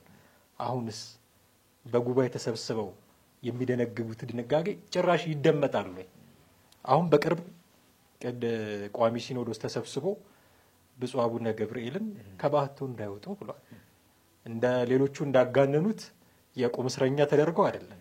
እንደምታውቀው በአታላቸው በዛ ይርጉ ነው የተባለው። እሱ ላይ ግን እኮ አንድም ናት የሌሎችን ሐሳብ ልንሰማም አይገባም ብዬ አስባለሁ። ምክንያቱም የኛ መመሪያ ነው አይደለ? መመሪያችን ነው። አንዱ ነገሮቻችን ለቅዱስ ሲኖዶስ ከምንሰጠው ክብር አኳያ ትሰማለህ። ለዛም ነው ቅድም ግዝት የማያስፈራው ምርቃት የማያጓጓው ብለን ስናመጣ አንዱ የምታለባምደው በእንደዚህ አይነት ጉዳይ ነው። ምክንያቱም ነገ ይመጣና እንኳን እኔ እኮ ጳጳሱ ራሱ አላከበረም ይላል። ስለዚህ እሱን ነው እያለማመድክ የምትመጣው። ስለዚህ አሁን በጠቀስነው ምሳሌ መሰረት እንኳን ሌሎች አካላት የሲኖዶስን ልዕልና እንዲጠብቁ ቀርቶ እንዲህ ባለ መንገድም እየተጣሰ ነው። ያንን ውሳኔ ጥሰው ነው አንበው ሄደው ቤተክርስቲያን ያስመረቁት። ስለዚህ ልዕልናው ከጊዜ ወደ ጊዜ እየቀነሰ መጥቷል ማለት ነው። ከነበረበት ከፍታ እየቀነሰ መጥቷል። ምክንያቶች ልናነሳ እንችላለን። በእኛ ሀገር ደረጃ እንቀንብበውና ጉዳዩን ምክንያቶች ልናነሳ እንችላለን። የመጀመሪያው ምክንያት ምናልባት የኛ ሀገር ፓትርያርኮች ባልነበሩበት ዘመን የነበረውን ብናነሳ የግብጽ ሱልጣኔቶች እጅም የነበረበት አለ። ሙስሊም ሆኖ ጳጳስ ተብሎ የተላኩም አሉ።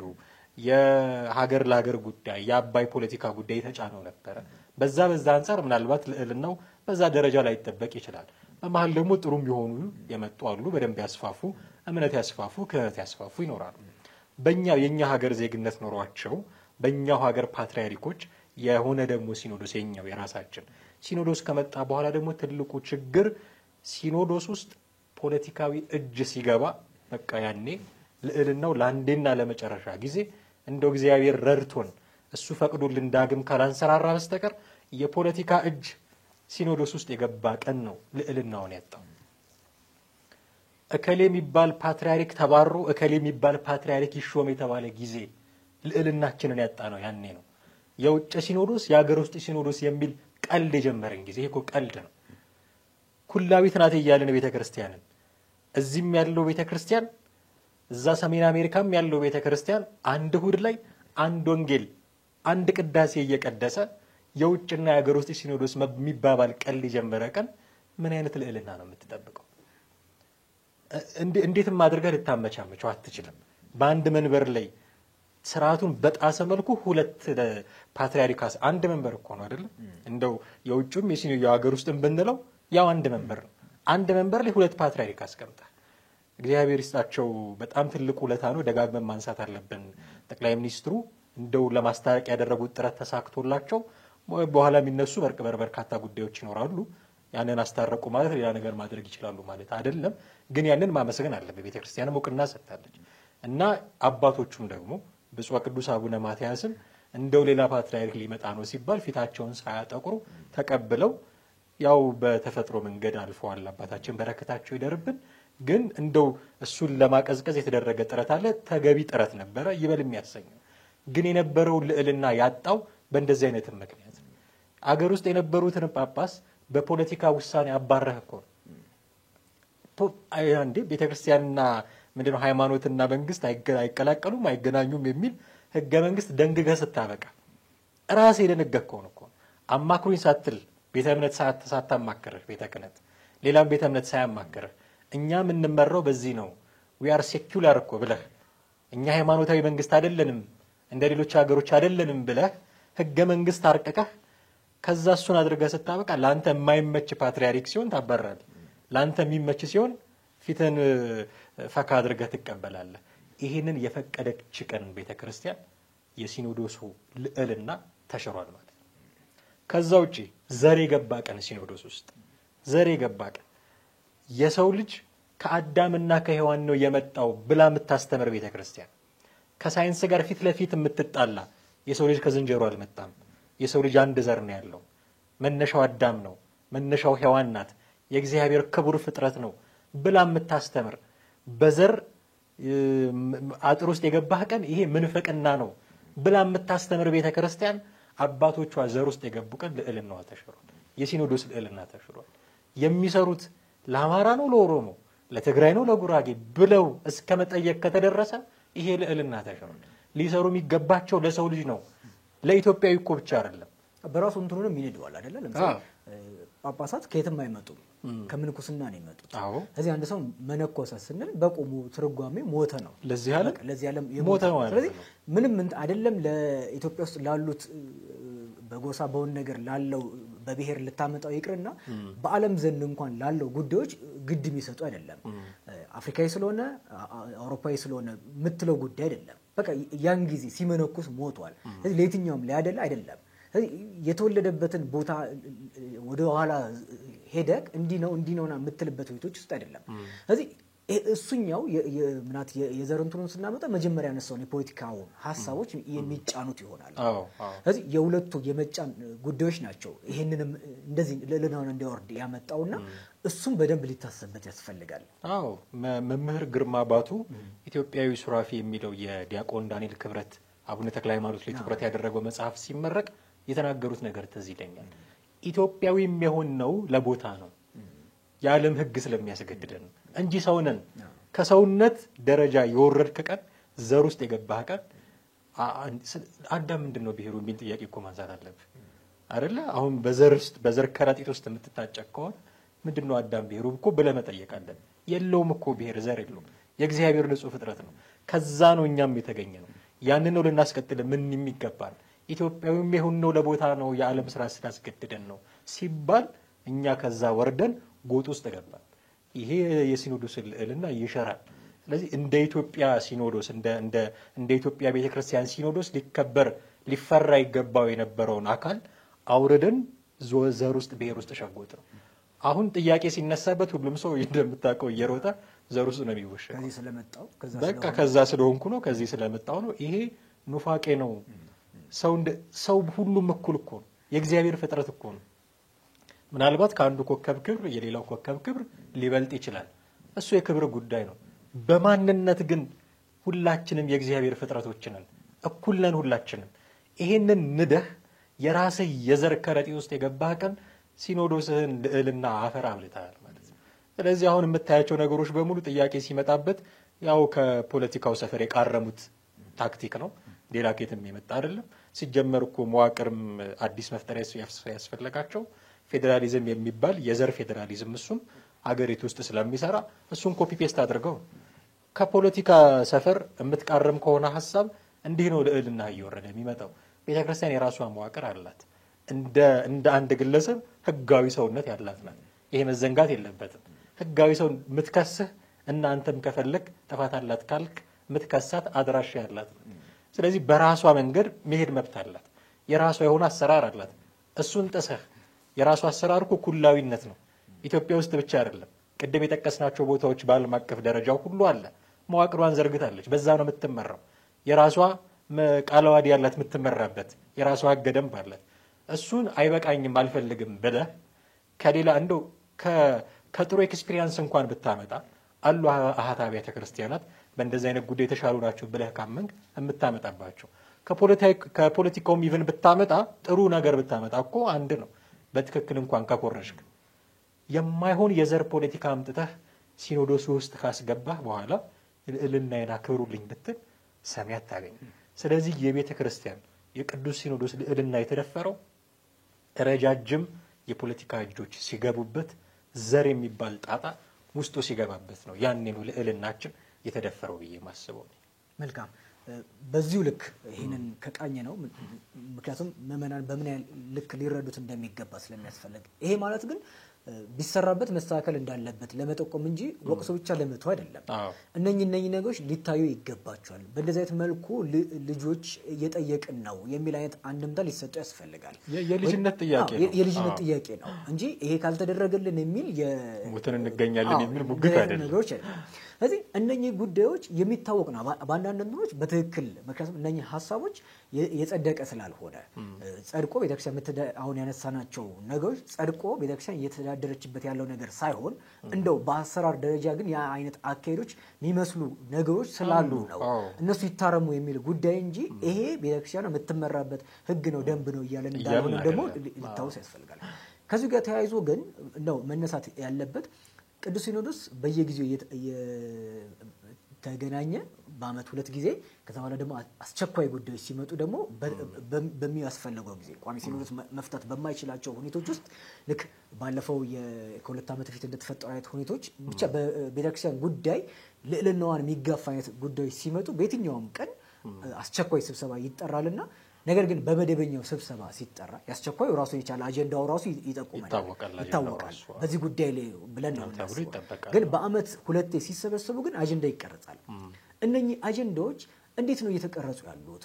ቅድም ምክንያቱም ሲኖዶስ ስንል ያመጣናቸው መመዘኛዎች አሉ ራሱ 71 ላይ የተቀመጡ ደንቦች አሁንም ደረጃ ድረስ በሕገ ቤተክርስቲያንም በተለያዩ በቃለ ዓዋዲ ላይ ያሉት መሰረታዊ የሚባሉት ነገሮች ምክንያቱም ከዛም የመጡ ስለሆኑ ማለት ነው። ያ ማለት ግን 1971 ላይ ስናነሳ እሱ ነው እያልን አይደለም። ገዢ እሱ ነው እያልን ሳይሆን ግን ከሱ አይርቅም ሐሳቡ። ባገኘናቸው ሰነዶች ወደ ኋላ ስንሄድ ካገኘነው ሰነድ አኳያ በሱ እንደው የውይይታችን ማዕከል አደረግነው እንጂ ከዛ በፊት የለም ከዛ በኋላም አልተነሳም እያልን አይደለም። እሱ ተሰምሮበት አጀንዳዎች ሲመጡ ቤተክርስቲያን የራሱ የሆነ ስትራቴጂካዊ ስልት አላት። ከዚህ አኳያ ነው ወይ አጀንዳዎች እየመጡ ያሉት? አንዱ ስትራቴጂው መሆን ያለበትም እነኚህ ጉዳዮች ስለሆኑ የሚነሱት አጀንዳዎች የሚነሱት ነገሮች ቅድም በማለም ጠቀስ አድርገዋል። ለአጀንዳ ማይበቁ ሀሳቦችም ሳይቀር አጀንዳ እየሆኑ ስታገኝ ትመጣልና ቤተክርስቲያን መወያየት ያለባት መሰብሰብ ያለባት ጉዳዮች ወደ ፈጣን ምላሽ መሰጠት ያለባቸው አጀንዳዎች ምን መሆን ሲገባቸው በዛ ደረጃ እየተወያየንበት ነው ወይም ደግሞ ቅዱስ ሲኖዶስ ተወያይቶ ውሳኔ እየሰጠ ነው የሚለውም እንዲሁ ብናየው በጣም ጥሩ። መነሻ ማድረግ ያለብን ቤተክርስቲያን ምንድነው ዓላማዋ? እቅዷ ምንድነው? አላት ወይ እቅድስ የሚባል ነገር ማስቀመጥ አለብን መጀመሪያ። ከዛ በዛ እቅድ መሰረት እየሄድኩ ነው ወይስ የተበላሸ ነገር አለ ብላ መፈተሽ አለባት። ይሄንን የመፈተሽ ስልጣን ያለው አካል ነው ቅዱስ ሲኖዶስ። ብቻውን አይደለም። ግብአት ካስፈልገው ሊቃውንተ ጉባኤን ይጠይቃል፣ ማህበራትን ይጠይቃል፣ ምዕመናንን ይጠይቃል፣ ሀገረ ስብከቶችን ይጠይቃል። ስለዚህ ግብአት ይሰበስባል። ግን የመጨረሻ ውሳኔ ሰጪ አካል ቅዱስ ሲኖዶስ ነው። ይሄ ሊታበል የማይገባው በቃ የሱ ስልጣን ነው። ስለዚህ እቅድ ካዘጋጀና በዛ እቅድ መሰረት የሚንቀሳቀስ ከሆነ አጀንዳዎቹም ከእቅዱ አንጻር መቃኘት አለባቸው ማለት ነው። የምናያቸው ጉዳዮች ግን አጀንዳዎቻችን ምንድናቸው ብለህ ስትጠይቅ አንዳንዴ የውጭ አካላት የሚሰጡን አጀንዳ ይሆናል። ለኛ ለቤተ ክርስቲያን ጥቅም ብለው አይደለም። ይሄ ስብሰባ እንደሚመጣ ሲያውቁ የሆነ ነገር የሚለኩሱ አካላት አሉ። የኛ አርፎ መተኛት የሚኮሰኩሳቸው፣ የኛ ሰላም መሆን የሚቆረቆራቸው በርካታ አካላት አሉ። አሁን ይሄንን እንደ አብሮ ለመኖር እያልክ የምታቻችለው ጉዳይ አይደለም። በአደባባይ የምናየው ጉዳይ ነው። እነከሌ እንዲሆኗል ብለው የሆነ የኑፋቄ ትምህርት ዘርተው አለዛም ስማችንን በማይገባ ቦታ እያነሱ እያጠፉ አጀንዳ የሚያቀብሉን ሰዎች አሉ። ያንን አጀንዳ ተቀብለህ በሲኖዶስ ደረጃ ተሰበሰብክበት ማለት የሰጡህን የቤት ስራ እየሰራህ ነው ማለት ነው። እረፍት እየነሱ ነው እኮ በሌላ አማርኛ። አንተን እረፍት ይነሳሉ። እነሱ የሰጡህን የቤት ስራ ትሰራለህ። ከዛ እነሱ እኛ በማናውቀው መንገድ የራሳቸውን ስራ ይሰራሉ። ባለፈው ውይይታችን ላይ ታስታውስ እንደሆነ እንደው በቀልድ መልክ ፍጹም የጫራ አርጓት ያለፈች ነገር ነበረች። ስለ መስቀል አደባባይ ጉዳይ አንተ ስትከራከር እንደው ከንቲባ ጽሕፈት ቤት ሄደ ሰነድ ስትፈልግ ምናምን ምኑንም ሳታቅ ድምጽም ሳይሰማ ዛሬ መስቀል አደባባይ ላይ የሆነ ፕሮግራም አላቸው ተብሎ መንገድ ሲዘጋ ተባነናል። እነሱ በዛ ደረጃ በጸጥታ ነው የሚሰሩት። ለኛ ግን የቤት ስራ ይሰጠናል። ያ የቤት ስራ የቅዱስ ሲኖዶስ አጀንዳ ሆኖ ይቀመጣል። አጀንዳችን ግን ከነሱ አንጻር አልነበረም መቃኘት የነበረበት። ወቅታዊ አጀብም መሆን አልነበረበትም። ወቅታዊ ጉዳዮች መታየት የለባቸው እኮ አይደለም፣ ይታያሉ። ግን ያንን ወቅታዊ ጉዳዮችን እንዲያይኮ ነው አንድም ቋሚ ሲኖዶስ ያስፈልገው አይደለም። ከቋሚ ሲኖዶሱ ጉዳይ በጣም ሲያልፍ ነው አንዳንድ ጊዜ ለምልዓተ ጉባኤው ይደር ተብሎ የሚቀመጠው። ለምልዓተ ጉባኤው ያላደረ ጉዳይ አለ። ቋሚ ሲኖዶሱ በራሱ ስልጣን የፈታው የትኛው ጉዳይ እንደው ይሄ ብሎ የሚጠቅስልን ሰው አለ? ስለዚህ አጀንዳዎች በሙሉ እየተጠራቀሙ የሚታዩበት የምዕመኑ ጉዳይ የማይገደው ጉባኤ እያደረጉብን ነው የውጭ ያሉ አካላት። ስለዚህ የውጭ ያሉ አካላትን አጀንዳ የመሰብሰብ አባዜ ይታያል። ከውጭ ይህንን ትላል። ከውስጥ ደግሞ የራሷ ሰዎች አሁን ደረጃው ከፍ ብሎ ባለፈው ባልነው ልክ በሊቃነ ጳጳሳት ደረጃ አጀንዳ መሆን ጀምረዋል። ሌላው ረፍት ነሳል። ሌላው እንዲህ እንድንሆን አላደረገንም፣ አላወላዳንም። ቤተክርስቲያን ሐዋርያዊ አገልግሎቷን በተሳካ መንገድ እንድታካሄድ አላስቻላትም ብለን የምንወቅሰው ሌላ አካል እጁ ረጅም ሆኖ በራሷ ሰዎች በኩል አሁን ሌላ አጀንዳ መፍጠር ደረጃ ደረሰ። አሁን የሰሞኑ ጉዳይ አጀንዳ መሆኑ አይቀርም መቼም እንደምታውቀው። በስህተት የሚታረምበት ጊዜ ደረሰ። የሌላኛውን አባት ስህተት ለማረም ብለን ሌላ ስህተት መናገር ደረጃ ደረስን። ይሄ አጀንዳ መሆን ነበረበት ወይ በዚህ ጊዜ? አሁን በዚህ ጊዜ የቤተ ክርስቲያን አጀንዳ ምን መሆን ነበረበት? ቤተ ክርስቲያን የሚጠበቅባት ነገር አለ። ስለ ሀገር ግድ ይላታል። እንደምታውቀው ሁልጊዜ በየመግለጫዎቿ ስለ ሀገር ሰላም እንዲህ አድርጉ ባካችሁ እያለች መልእክት ስታስተላልፍ እናውቃለን። በነገራችን ላይ ልዕልናዋ መዳከሙን ከምታውቅበት መንገድ አንዱ ስለ ሰላም ጥሪ ያላስተላለፈችበት ጊዜ የለም። ኢትዮጵያ ውስጥ ሰላም መጥቶ አያውቅም።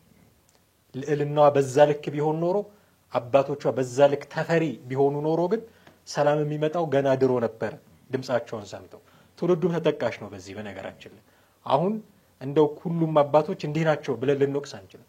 ደፋር አባቶች አሉ፣ በደንብ በተግሳጽ በቁጣ የሚናገሩ መሆን ያለበትን ስርዓቱን የጠበቀ ነገር መደረግ እንዳለበት መንግስትን ሳይፈሩ ህዝብን ሳይፈሩ የሚናገሩ አሉ። እነሱን የሚሰማ ህዝብ ግን የለም።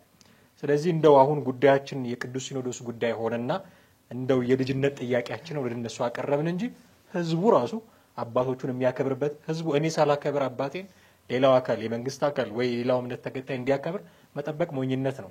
ማክበር አለብኝ በመጀመሪያ ደረጃ እኔ። ስለዚህ የልዕልናውም ጉዳይ ከዚህ አንጻር ይታያል ልልህ ፈልጌ ነው። ስለዚህ አጀንዳ ሰጪዎቿ ከውጭ ብቻ አይደሉም፣ ከውስጥም ያሉ ናቸው። ከውስጥ ሆነው አጀንዳ እየሆኑባት እረፍት እየነሷት ያሉ የራሷ ልጆች አሉ። ግን መሆን የነበረበት እንዴት ነው? አጀንዳዎቹ የቤተ ክርስቲያን አጀንዳዎች ምን መሆን ነበረባቸው የሚል ጥያቄ ግን ካነሳን ቤተ ክርስቲያን እስቲ መሪ እቅዱን እንኳን እናንሳ። አሁን መሪ እቅድ አላት፣ ወደ ተግባር ይግባ ተብሎ ውይይት ላይ ያለው 3 ዋና ዋና ጉዳዮች አሉት። መንፈሳዊ ተልእኮ አለው፣ ኢኮኖሚያዊ ተልእኮ አለው፣ ማህበራዊ ተልእኮ።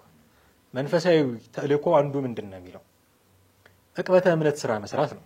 አንዱ ትልቁ መንፈሳዊ ተልእኮ ለሚጠይቋችሁ መልስ ለመስጠት ዝግጁ ሆኑ ስለሚል በዛ ደረጃ እንድትሰራ ይጠበቃል። ግን እሱን ካነሳው አይቀር በራሱ ምን ያህል ተደራሽ ሆኗል? አንድ ማንሳት የሚገባን ጉዳዮች ይሄ የአጀንዳው ወይም ደግሞ የፕላኑ ወይም እቅዱ የምንለው ነገር ምን ያህል ምዕመን ደረጃ ይታወቃል? ምን ያህል ዘንድ እዛ ደረጃ ደርሷል? ገና ከውይይትም አላለፈም አይደል? አላለፈም፣ ገና ውይይት ላይ ነው። ማያውቁት አገልጋዮችም ራሱ ይኖራሉ ብዬ ተስፋ አደርጋለሁ። እነኚህ ነገሮች አንዱ ድክመታችንም ነው ብዬ ነው የማስበው። ምክንያቱም ውሳኔ ተላልፎበት ወደ ተግባር ከተሄደ ቢያንስ መደረግ ያለበት እንቅስቃሴ በጣም ፈጣን መሆን መቻል አለበት። ከ10 ዓመት 2 ዓመትን በውይይትና በሆነ ነገር እያጠፋው ከሆነ መቼ ነው የምትሰራው? ተግባር ላይ የሚውለው መቼ ነው? እሱም አንድ ጉዳይ ነው የሚሆነው። ስለዚህ በየአመቱ አጀንዳ ታደርገዋለህ ማለት ነው። ከዚህ አኳያ ይሄ ነገሮች አልተሳኩምና እንደዚህ ይደረግልን የሚል ደግሞ ጥያቄዎች መምጣታቸው አይቀርም። ስለዚህ እነሱም አብሮ መታየት መቻል አለበት ብዬ አስባለሁ። አሁን ከመሪ እቅዱ አንጻር መቼም እቅድ አላት፣ እቅዷን ተግብሬያለሁ አልተገበርኩም ከሚል አንጻር አጀንዳዋ መቃኘት አለበት ስንል ምሳሌ የምናቀርበው አሁን እጃችን ላይ ያለው መሪ እቅዱ ነው። መሪ እቅዱ መንፈሳዊ ተልእኮ አለው፣ ኢኮኖሚያዊ ተልእኮ አለው፣ ማህበራዊ ተልእኮ አለው። በመንፈሳዊ ተልእኮ ላይ ዕቅበተ እምነት ጉዳዮች ይነሳሉ። ዛሬም ድረስ ግን የሚያጨቃጭቁን በርካታ ጉዳዮች አሉ። መሪ እቅዱን አጀንዳ አድርገን ስራችንን ጨርሰን ቢሆን ኖሮ የማርያም ቤዛዊተ ዓለም ጉዳይ ዛሬ መጨቃጨቂ አይሆንም ነበረ። አንድ ምሳሌ ተነሳለ። ሌላኛው ተልእኮ ምንድነው? ኢኮኖሚያዊ ተልእኮ። እዛ ላይ የተዘረዘሩ ነገሮች አሉ። የእርሻ ልማት፣ የኢንዱስትሪ ልማት የሚሉ ጉዳዮች። ቤተ ክርስቲያን ቅድም ጨረፍ ለማድረግ ሞክሬያለሁ። እራሷን ችላለች ወይ? በኢኮኖሚ ፖቴንሻሉ አላት፣ ህዝቡ አላት፣ የተማረ የሰው ኃይል አላት። ችላለች ወይ ራሷን? ምእመኗ አሁን ምእመኑ ሰፊ ቁጥር ነው ያለው። አገልጋዮቿ፣ ካህናቶቿ የነሱን ረሃብ ማስታገስ የሚያስችል የኢኮኖሚ አቅም ፈጥራለች ወይ? ይሄ እኮ ነው አጀንዳ መሆን ያለበት። አንድ ካህን እኮ ልጆቹን መመገብ ባለመቻሉ ምክንያት እምነቱን ሊቀይር ይችላል። እዛ አካባቢ አላ በደንብ እምነቱን ከመቀየርም እምነት መቀየር ትልቅ እንትን ልናደርገው እንችላለን። ክህነቱን ሚተው አለ። ክህነቱን ትቶ እንደ ምእመን የሚሆን እንደ ምእመን የሚሆን ሌላ የሥራ ዘርፍ ላይ የሚሰማራ በትክክል እዚህ አዲስ አበባ ላይ ብንዞር ሎተሪ የሚያዞር የሆነ ነገር እንደው ሙያውን እንትን እያደረገ ነው አይደለም፣ እያሳነሱ ነው አይደለም። ግን ካህን ይለመናል እንጂ እንዴት ይለመናል አይደለም? እንደው ስራ ከመስራት ባለፈ እኮ አደባባይ ላይ ቆመው የሚለምኑ ካህናቶችን ታያለ። የማን ውጤት ነው? እነኚህ ሁሉ ነገሮች እኮ እዛ ደረጃ ቅድም ያነሳናቸውን ሰው ተኮር አገልጋይ ተኮር የሆኑ ስራዎች ባለመሰራታቸው የተነሳ ነው አይደለ? ገጠር ላይ ያሉ አብያተ ክርስቲያናት ደሞዝቶ ከራሳቸው ኪስ እያወጡ ቤተክርስቲያን እንዳትዘጋ ሲሰሩ ደሞ ከተማ ላይ ያለው ደግሞ ተራ ሳይደርሰው ደሞዝ የሚባላ ደግሞ ታገኛለህ። እነኚህ ነገሮች የማመጣጠን ጉዳዮች እየተሰሩ አይደለም። እነኚህም በራሳቸው ሊቃኙ ሊታሰቡባቸው የሚገቡ ጉዳዮች ናቸው። እዚህ ላይ መስራት ሲገባ ነው። አሁን የኢኮኖሚ እቅዱ እኮ አለ። መሪ እቅዱ ላይ ያለ ጉዳይ ነው። አሁን የምናነሳው ጉዳይ የኢኮኖሚ ተልእኮ ተብሎ መሪ እቅዱ ላይ ያለ ጉዳይ ነው። ይሄንን አጀንዳ አድርገው መወያየት ሲገባት ቤተክርስቲያን የምትወያየው ግን የሆነ ሀገረ ስብከት ስንት አስገባ፣ የሆነ ሀገረ ስብከት ውስጥ ምን ተፈጠረ፣ ከሌን ስለ በጣም በቃ እንደው በአስቸኳይ ጉዳይ ሊታዩ የሚገባቸው የምልዓተ ጉባኤው ጉዳይ ሊሆኑ የማይገባቸው አንዳንድ ጥል እኮ በቃ ፓትርያርኩ ተቆጥተው ሊያስታርቋቸው ፓትርያርኩ ጋር መድረስ የማይገባው የሀገረ ስብከቱ ሊቀ ጳጳስ ተቆጥተው ሊያስታርቋቸው የሚገባው ጉዳይ ነው። አንተ እንዳልከው ተዛዝሎ ምልዓተ ጉባኤ ደረጃ የሚደርሰው ምልዓተ ጉባኤው ግን ይኸው በኢኮኖሚ ደረጃ እቅድ አለው አውጥቷል። እቅዱን የሚመለከት አጀንዳ ግን ጠረጴዛ ላይ የለውም። ስለዚህ የኢኮኖሚያዊ ጉዳዮችም እየተነሱ አይደለም ማለት የማህበራዊ ተልእኮ የሚሉ አሉ። ትምህርት፣ ጤና፣ ምግባረ ሰናይ። በምግባረ ሰናይ የምትታማ አይደለችም ቤተክርስቲያን። እውነቱን ለመናገር ገንዘብ የሚፈልጉ የተለያዩ የተጎዱ አካላት ካሉ ከሁሉም ከፍ ያለ ገንዘብ የምትሰጠው ቤተክርስቲያን ነች። ምግባረ ሰናይ ትምህርት ቤቶችን በመክፈት የሚሆን ሆስፒታሎችም አሏት። በቂ ነው አይደለም ጥያቄ ልናነሳበት እንችላለን። ግን አትሊስት እንቅስቃሴዎች አሉ። እሱን በማስቀጠል ጉዳይ ላይ ግን አጀንዳ አላት ቤተክርስቲያን። ይሄን በማስቀጠል ጉዳይ ላይ እነዚህን ማድረግ ስትችል ነው አንድም ልዕልናህንም ከፍ እያደረግክ የምትመጣው ከእግዚአብሔር አጋዥነት ጋር ልዕልናህንም ከፍ እያደረግክ የምትመጣው እነዚህን ነገሮች በትክክል መተግበር ስትችል ነው። መሪ እቅድ አለህ። እዛ ላይ ያስቀምጥካቸው በዝርዝር የተጻፉ እቅዶች አሉ። አሁን አጀንዳ አድርገህ ካልተወያየህባቸው መቼ ነው የምትወያይባቸው? 2 ዓመት ሙሉ ቆርጠን አንስተን የቀረን 8 ዓመት ላይ እንደገና እየተወያየን ነው ወይ የምንቀጥለው? ዛሬም ስለ ዘር ነው ወይ የምንወያየው? ዛሬም ሀገረ ስብከት ስለመደልደል ነው ወይ? ታስታውሳለህ አሁን በቅርቡ የተሾሙት ኤጲስቆጶሳት በቋንቋቸው ያስተምራሉ፣ የእነሱ አካባቢ ሰዎች ናቸው ተብለው ነበር የተመረጡት። ግን አልሄዱም። መረሳት ይሄው አጀብ እንደሆነ የሚመራን ይሄንን በዚህ ማወቅ ትችላለህ። አልሄዱም። የሄዱትም ቀይሩኝ ሲሉ ነው። ቀይሩን አሉ። አሁን ለአንድ ሊቀ ጳጳስ ስንት ሀገረ ስብከት ሁሉ ተሰጥቷል እኮ። እነዚህ ሰዎች ሊቀበሏቸው የነበሩ ሊቀ ጳጳሶች ምንም ማድረግ አትችልም። ይሄ የአጀንዳ መሆን የማይገባውን ጉዳይ አጀንዳ አድርገህ አምጥተህ በማይገባ ጉዳይ ህገ ወጥ የሆነውን ነገር መዋቅር ውስጥ ለማስገባት በሚል ምክንያት ኤጲስቆጶስ ሾምክ። ከዛ ይኸው ዳፋውን እንበላለን። በማይገባ ጉዳይ ህገ ወጥ የሆነውን ነገር መዋቅር ውስጥ ለማስገባት በሚል ምክንያት ኤጲስቆጶስ ሾምክ። ከዛ ይኸው ዳፋውን እንበላለን። መሆን የነበረበት ግን እቅዳችንን እሱን ያማከለ አጀንዳ ኖሮም ቢሆን ኖሮ እንዲህ አይነት ጉንጭ አልፋ ክርክር ውስጥ ማንገባም ነበር።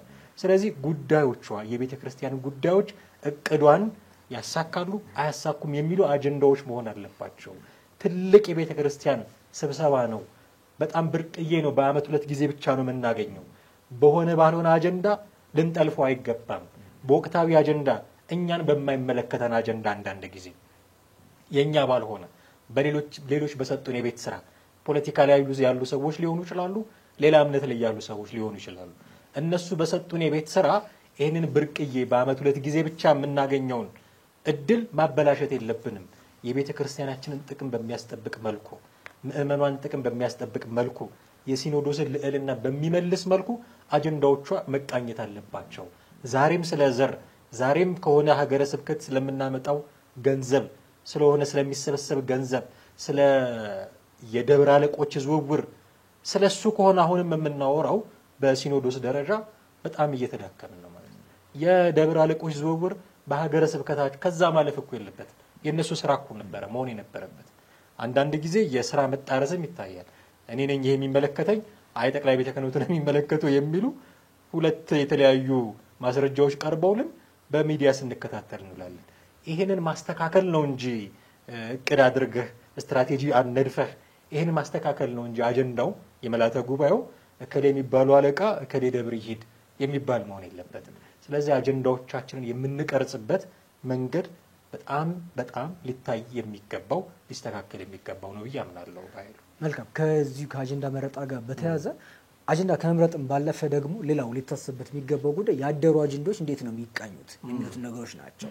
ትናንትና የተወያየንባቸው አጀንዳዎች፣ ትናንትና ውሳኔ የተላለፈባቸው አጀንዳዎች ምን ላይ ደርሰዋል፣ እንዴት ነው እየተደረጉ ያሉት የሚል የክትትል ነገሮች ይኖራሉ። አለ ምንም እንትን ድርድር የለንም። የሚከታተለው አካል አለ። ምክንያቱም ቋሚ ሲኖዶስ ተብሎ የሚቀመጠው አካል አንዱ ስራው አብይ ኮሚቴዎችም ይቋቋማሉ። አብይ ኮሚቴዎችም በየጊዜው እንደዛ የተነገሮች ይደረጋሉ።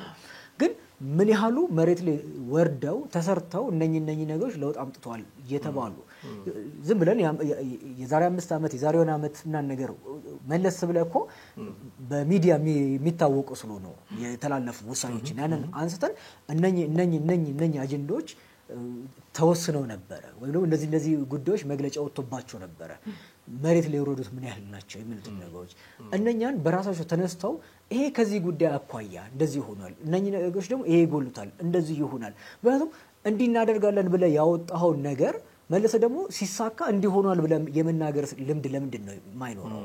በቃ ከተሳካ ከተሰራ ዝም ነው የሚባለው። መሰራቱን በምንድን ነው የምታውቀው?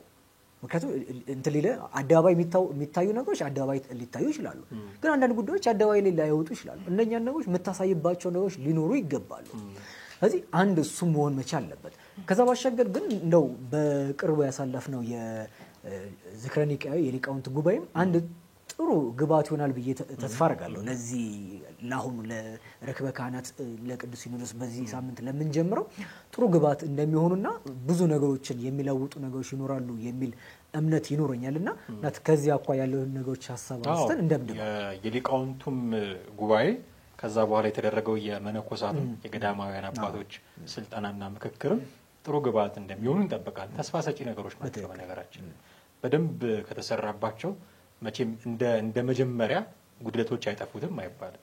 እነሱን ጉድለቶች እያጎሉ ቤተክርስቲያን ድሮም እንዲናት ብሎ መቀጥቀጥ ተገቢ አይደለም። አንዳንድ ቦታ ያለው እንደዛ አይነት ነገር ጅምር ነው።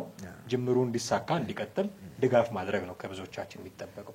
ችግሮቹን ማሳየት ያባት እሱ ጥሩ ነው። እነዚህ ችግሮች አሉ ይፈቱ ማለት ጥሩ ነው። ድሮም እንዲናቸው እያሉ ግን እንደው ዝም ብሎ የወደቀ ዛፍ ምሳር ይበዛበታል እንደሚባል እንደዛ ማድረግ እንደው አንዳንዴ ለመፍትሄ የምናደርገው ሩጫንም ደግሞ ያዝልብናል። በዚህ ጥንቃቄ ይፈልጋል። ግን እንዳልከው ጥሩ ግብዓት የሚሆኑ ናቸው። ተመልሰን ወደ ኋላ የቆዩ ከዚህ በፊት የተደረጉ ምልዓተ ጉባኤዎች ላይ የተወሰኑ ጉዳዮችንስ እንዴት ነው የምንገመግመው ያልከው ግን መሰረታዊ ጥያቄ ነው። አንድ ሁለት ማንሳያዎችን እናንሳ። ለምሳሌ 2016 ላይ የግንቦት ረክበ ካህናት ላይ አንድ ውሳኔ ተወስኖ ነበር። በምክክር ኮሚሽኑ ዙሪያ ቤተክርስቲያን ቅያሜ ነበራት፣ ድምጽ ያልተሰማም። እንደ አንድ አካል እኔም ጥያቄዎች አሉኝ። ምክንያቱም አጀንዳ ማሰባሰብ ወረዲ ተጀምሮ ስለነበረ በየቦታው እየሄዱ አጀንዳ ሲያሰባስቡ ስለነበረ የምክክር ኮሚሽን ሰዎች አይ እኔም እኮ ጥያቄዎች አሉኝ። እንደምታውቀው የዚህ ሀገር ፖለቲካ እንደው 100% ለማለት ላለመድፈር ግን የሚበዛው ፐርሰንት ቤተክርስቲያንን ጠላት አድርጎ የሚነሳ ቢጫው የቤተክርስቲያን ነው ብለው የኢትዮጵያ ሰንደቅ ዓላማ ላይ ሴራ የሚጎነጉኑ ሰዎች ያሉበት ሀገር ነው። ስለዚህ በአንድም በሌላም የሀገሪቱ ጉዳይ የፖለቲካውም ጉዳይ ይመለከታታል። እዛ ላይ ድምጽ መስጠት አለባት። ጥያቄዎች አሏት። በፖለቲካ ምክንያት በፖለቲካ ውሳኔ ምክንያት ጥምቀትን ማክበር እንዳይችሉ ተደርገው የሞቱ ነፍሳት ያሏት ቤተክርስቲያን ናት። ይሄ የሚፈታልኝ መቼ ነው የሚል ጥያቄ እንዲኖራት እንጠብቃለን። የተለያዩ አይነት አሰራሮች የድንበር ማስከበር፣ የካርታ የመሳሰሉ ጉዳዮች ጥያቄዎች ሊኖሯት ይችላሉ። ከሌሎች ቤተ እምነቶች ጋር ያላትን ግንኙነት በተመለከተ ጥያቄዎች ሊኖሯት ይችላሉ።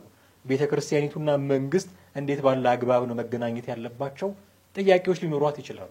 ስለዚህ መጠየቋ ተገቢ ነው። ትልቅ ውሳኔ ነበር የወሰኑት ያኔ። ስለዚህ ስለ ሀገራዊ ምክክር ኮሚሽኑ አይ ኮንሰርን አለኝ የራሴ እንደ ቤተክርስቲያን እንደ ተቋም ጥያቄዎች አሉኝ። ስለዚህ አጀንዳ ማሰባሰባችሁን ከማጠናቀቃችሁ በፊት ልትሰሙኝ ይገባል የሚል ውሳኔ ወሰና አብይ ኮሚቴ አቋቁማ ነበር። 2017 የዘንድሮው የጥቅምቱ ምልዓተ ጉባኤ ላይ የሰማነው ነገር የለም። ያሉት ምን እንደሆነ ታውቃለህ? የአብይ ኮሚቴው ስራ ተጠናክሮ ይቀጥል የሚል ውሳኔ ነው የተወሰነ።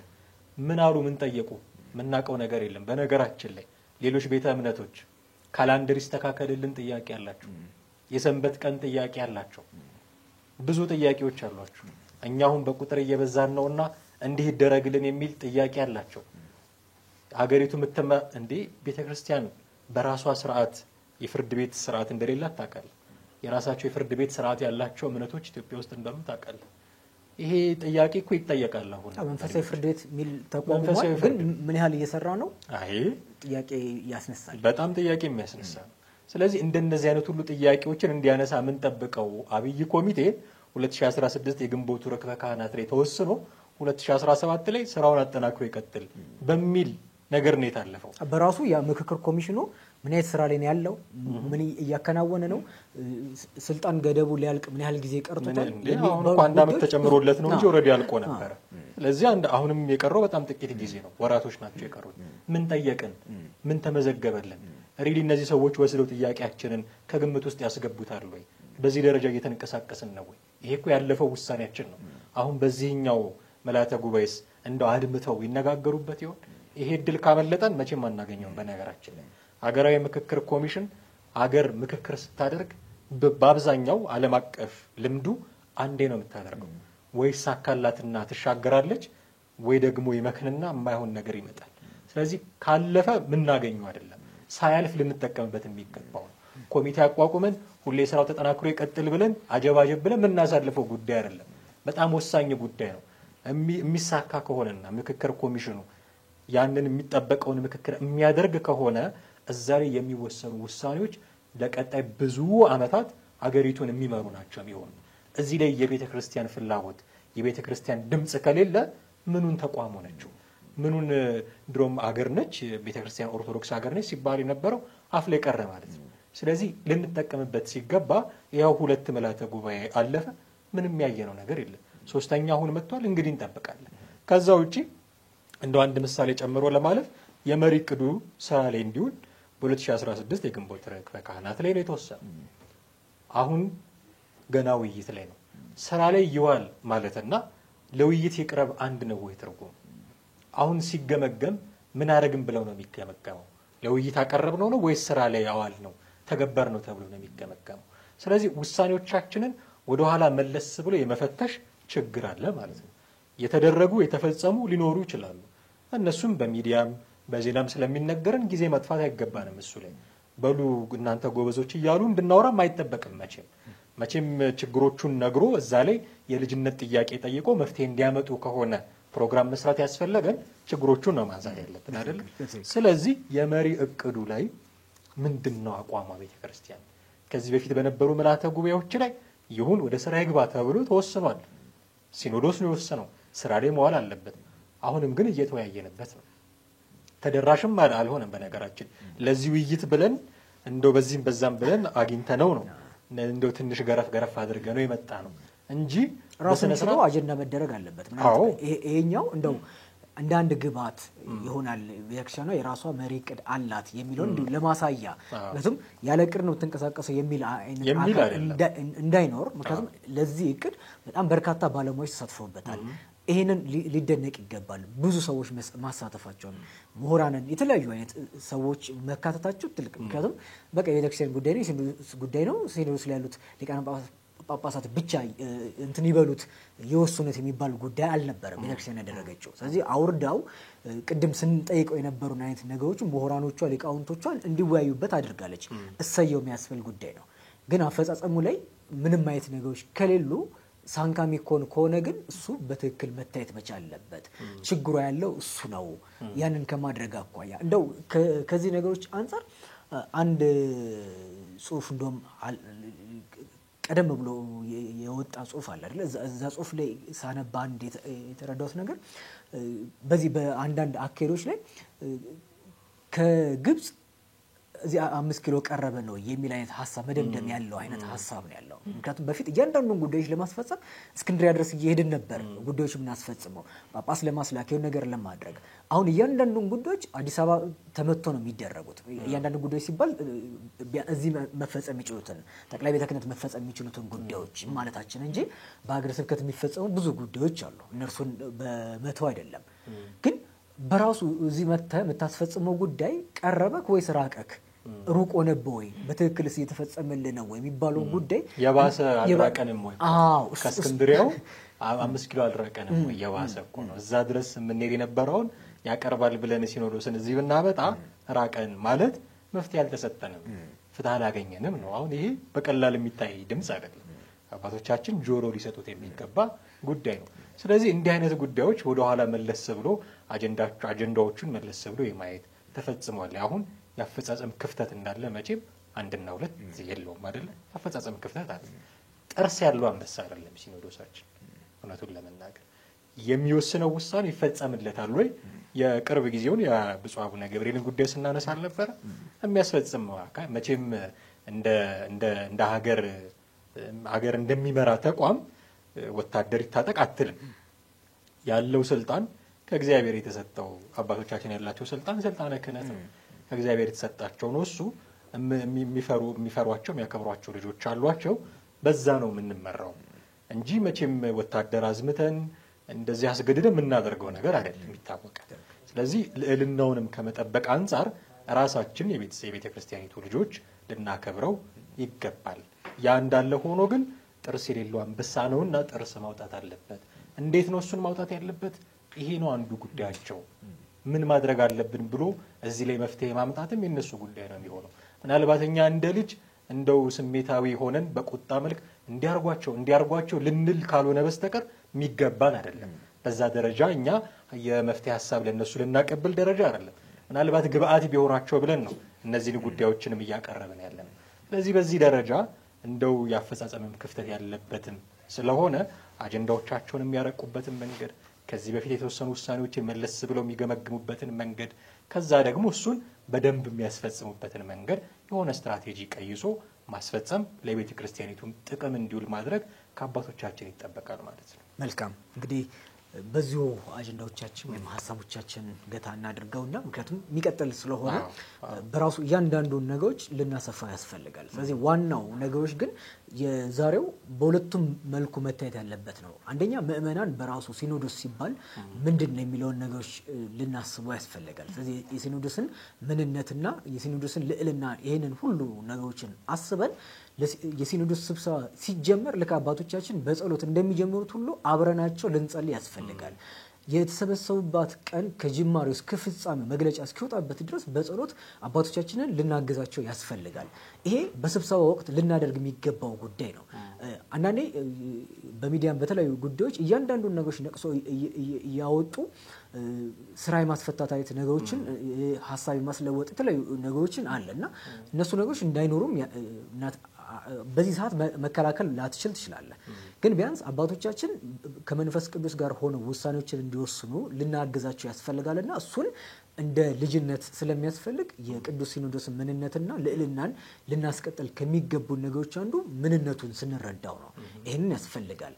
ከዛ ባሻገር ግን እንደው ወደ ላይም ደግሞ ከፍ ብለን እንደው በማይገባ ሁኔታዎች ውስጥ ለተናገርናቸው ካለ ይቅርታ እየጠየቅን ግን እንደ ልጅነት ደግሞ አባቶቻችንም ደግሞ ወርደው ወይም ደግሞ ዝቅ ብለውም ደግሞ ሊሰሙ ይገባልና ምክንያቱም ከዓመታት በፊት ቅዱስነታቸው አቡነ ማትያስ እሳቸው ላይ በነበረው ሂደቶች ውስጥ ምእመናን ወጥተው ቅድስት ማርያም ቤተክርስቲያን አካባቢ ትዝ ይለናል። ያ ጊዜ በእንባ ሳይቀር ነው አይደለ ልጆቻቸውን ያሰናበቱት። እኛንን እንጂ ልጆቻችንም አሉ የሚል ደረጃ ላይ የደረሱት። ስለዚህ ልጆች ይሄንን ጥያቄ በሚያነሱበት ሁኔታዎች ውስጥም ደግሞ ሊሰሙ ይገባል። ስለዚህ አጀንዳዎቻችን ቤተክርስቲያን የተመሰረተችበትን ዋናዋን ልዕልናዋን የሰው ሕይወትን ማዕከል ሊያደርግ ስለሚያስፈልግ እሱ ላይ ትኩረት ማድረግ ያስፈልጋል የሚለውን እንደዚሁ መያዝ ያስፈልጋልና እነኚህን ጉዳዮች እንዲታዩ ከማድረግ አኳያ ነው። እንግዲህ ለዛሬ ተመልካቾቻችን የነበረን ቆይታ ይህንን ይመስላል። ሀሳብ አስተያየቶቻችሁን በጨዋነት በክርስቲያናዊ ስነ ምግባር በጠበቀ መልኩ ልታደርሱን ይገባል። እሱን መልሰን ደግሞ የምናየው ይሆናል። ከዛም ባሻገር ሁሉ ጊዜ እንደምንለው በዚህ በአውደ ተዋህዶ ላይ ሀሳብ አለኝ ለማቅረብ እፈልጋለሁ እችላለሁ እንደዚህ አይነት ጉዳዮች አሉኝ የሚልም ቢያናግረን መልሰን ደግሞ የሚሆነውን ልናመጣ ያስፈልጋልና እሱንም ከማድረግ አኳያ ቦታ እንሰጣለን። እስካሁን ስትከታተሉ የነበራችሁት ከተዋህዶ ሚዲያ ማዕከል የአውደ ተዋህዶ ዝግጅት ነው። ተዋህዶ ሚዲያ ማዕከል የተዋህዶ እውነተኛ ድምጽ ነውና ይሄንን ሁሉ ጊዜ እናበስራለን። ተዋህዶ ሚዲያ ማዕከልን ተከታተሉ፣ ሰብስክራይብ አድርጉ ማለታችንን እንዲሁ አናቆምም ማለትን እንወዳለን። እስከ ዝግጅታችን ፍጻሜ አብረኸኝ ስለነበርካማ ከልብ አመሰግናለሁ። እግዚአብሔር ይስጥልኝ።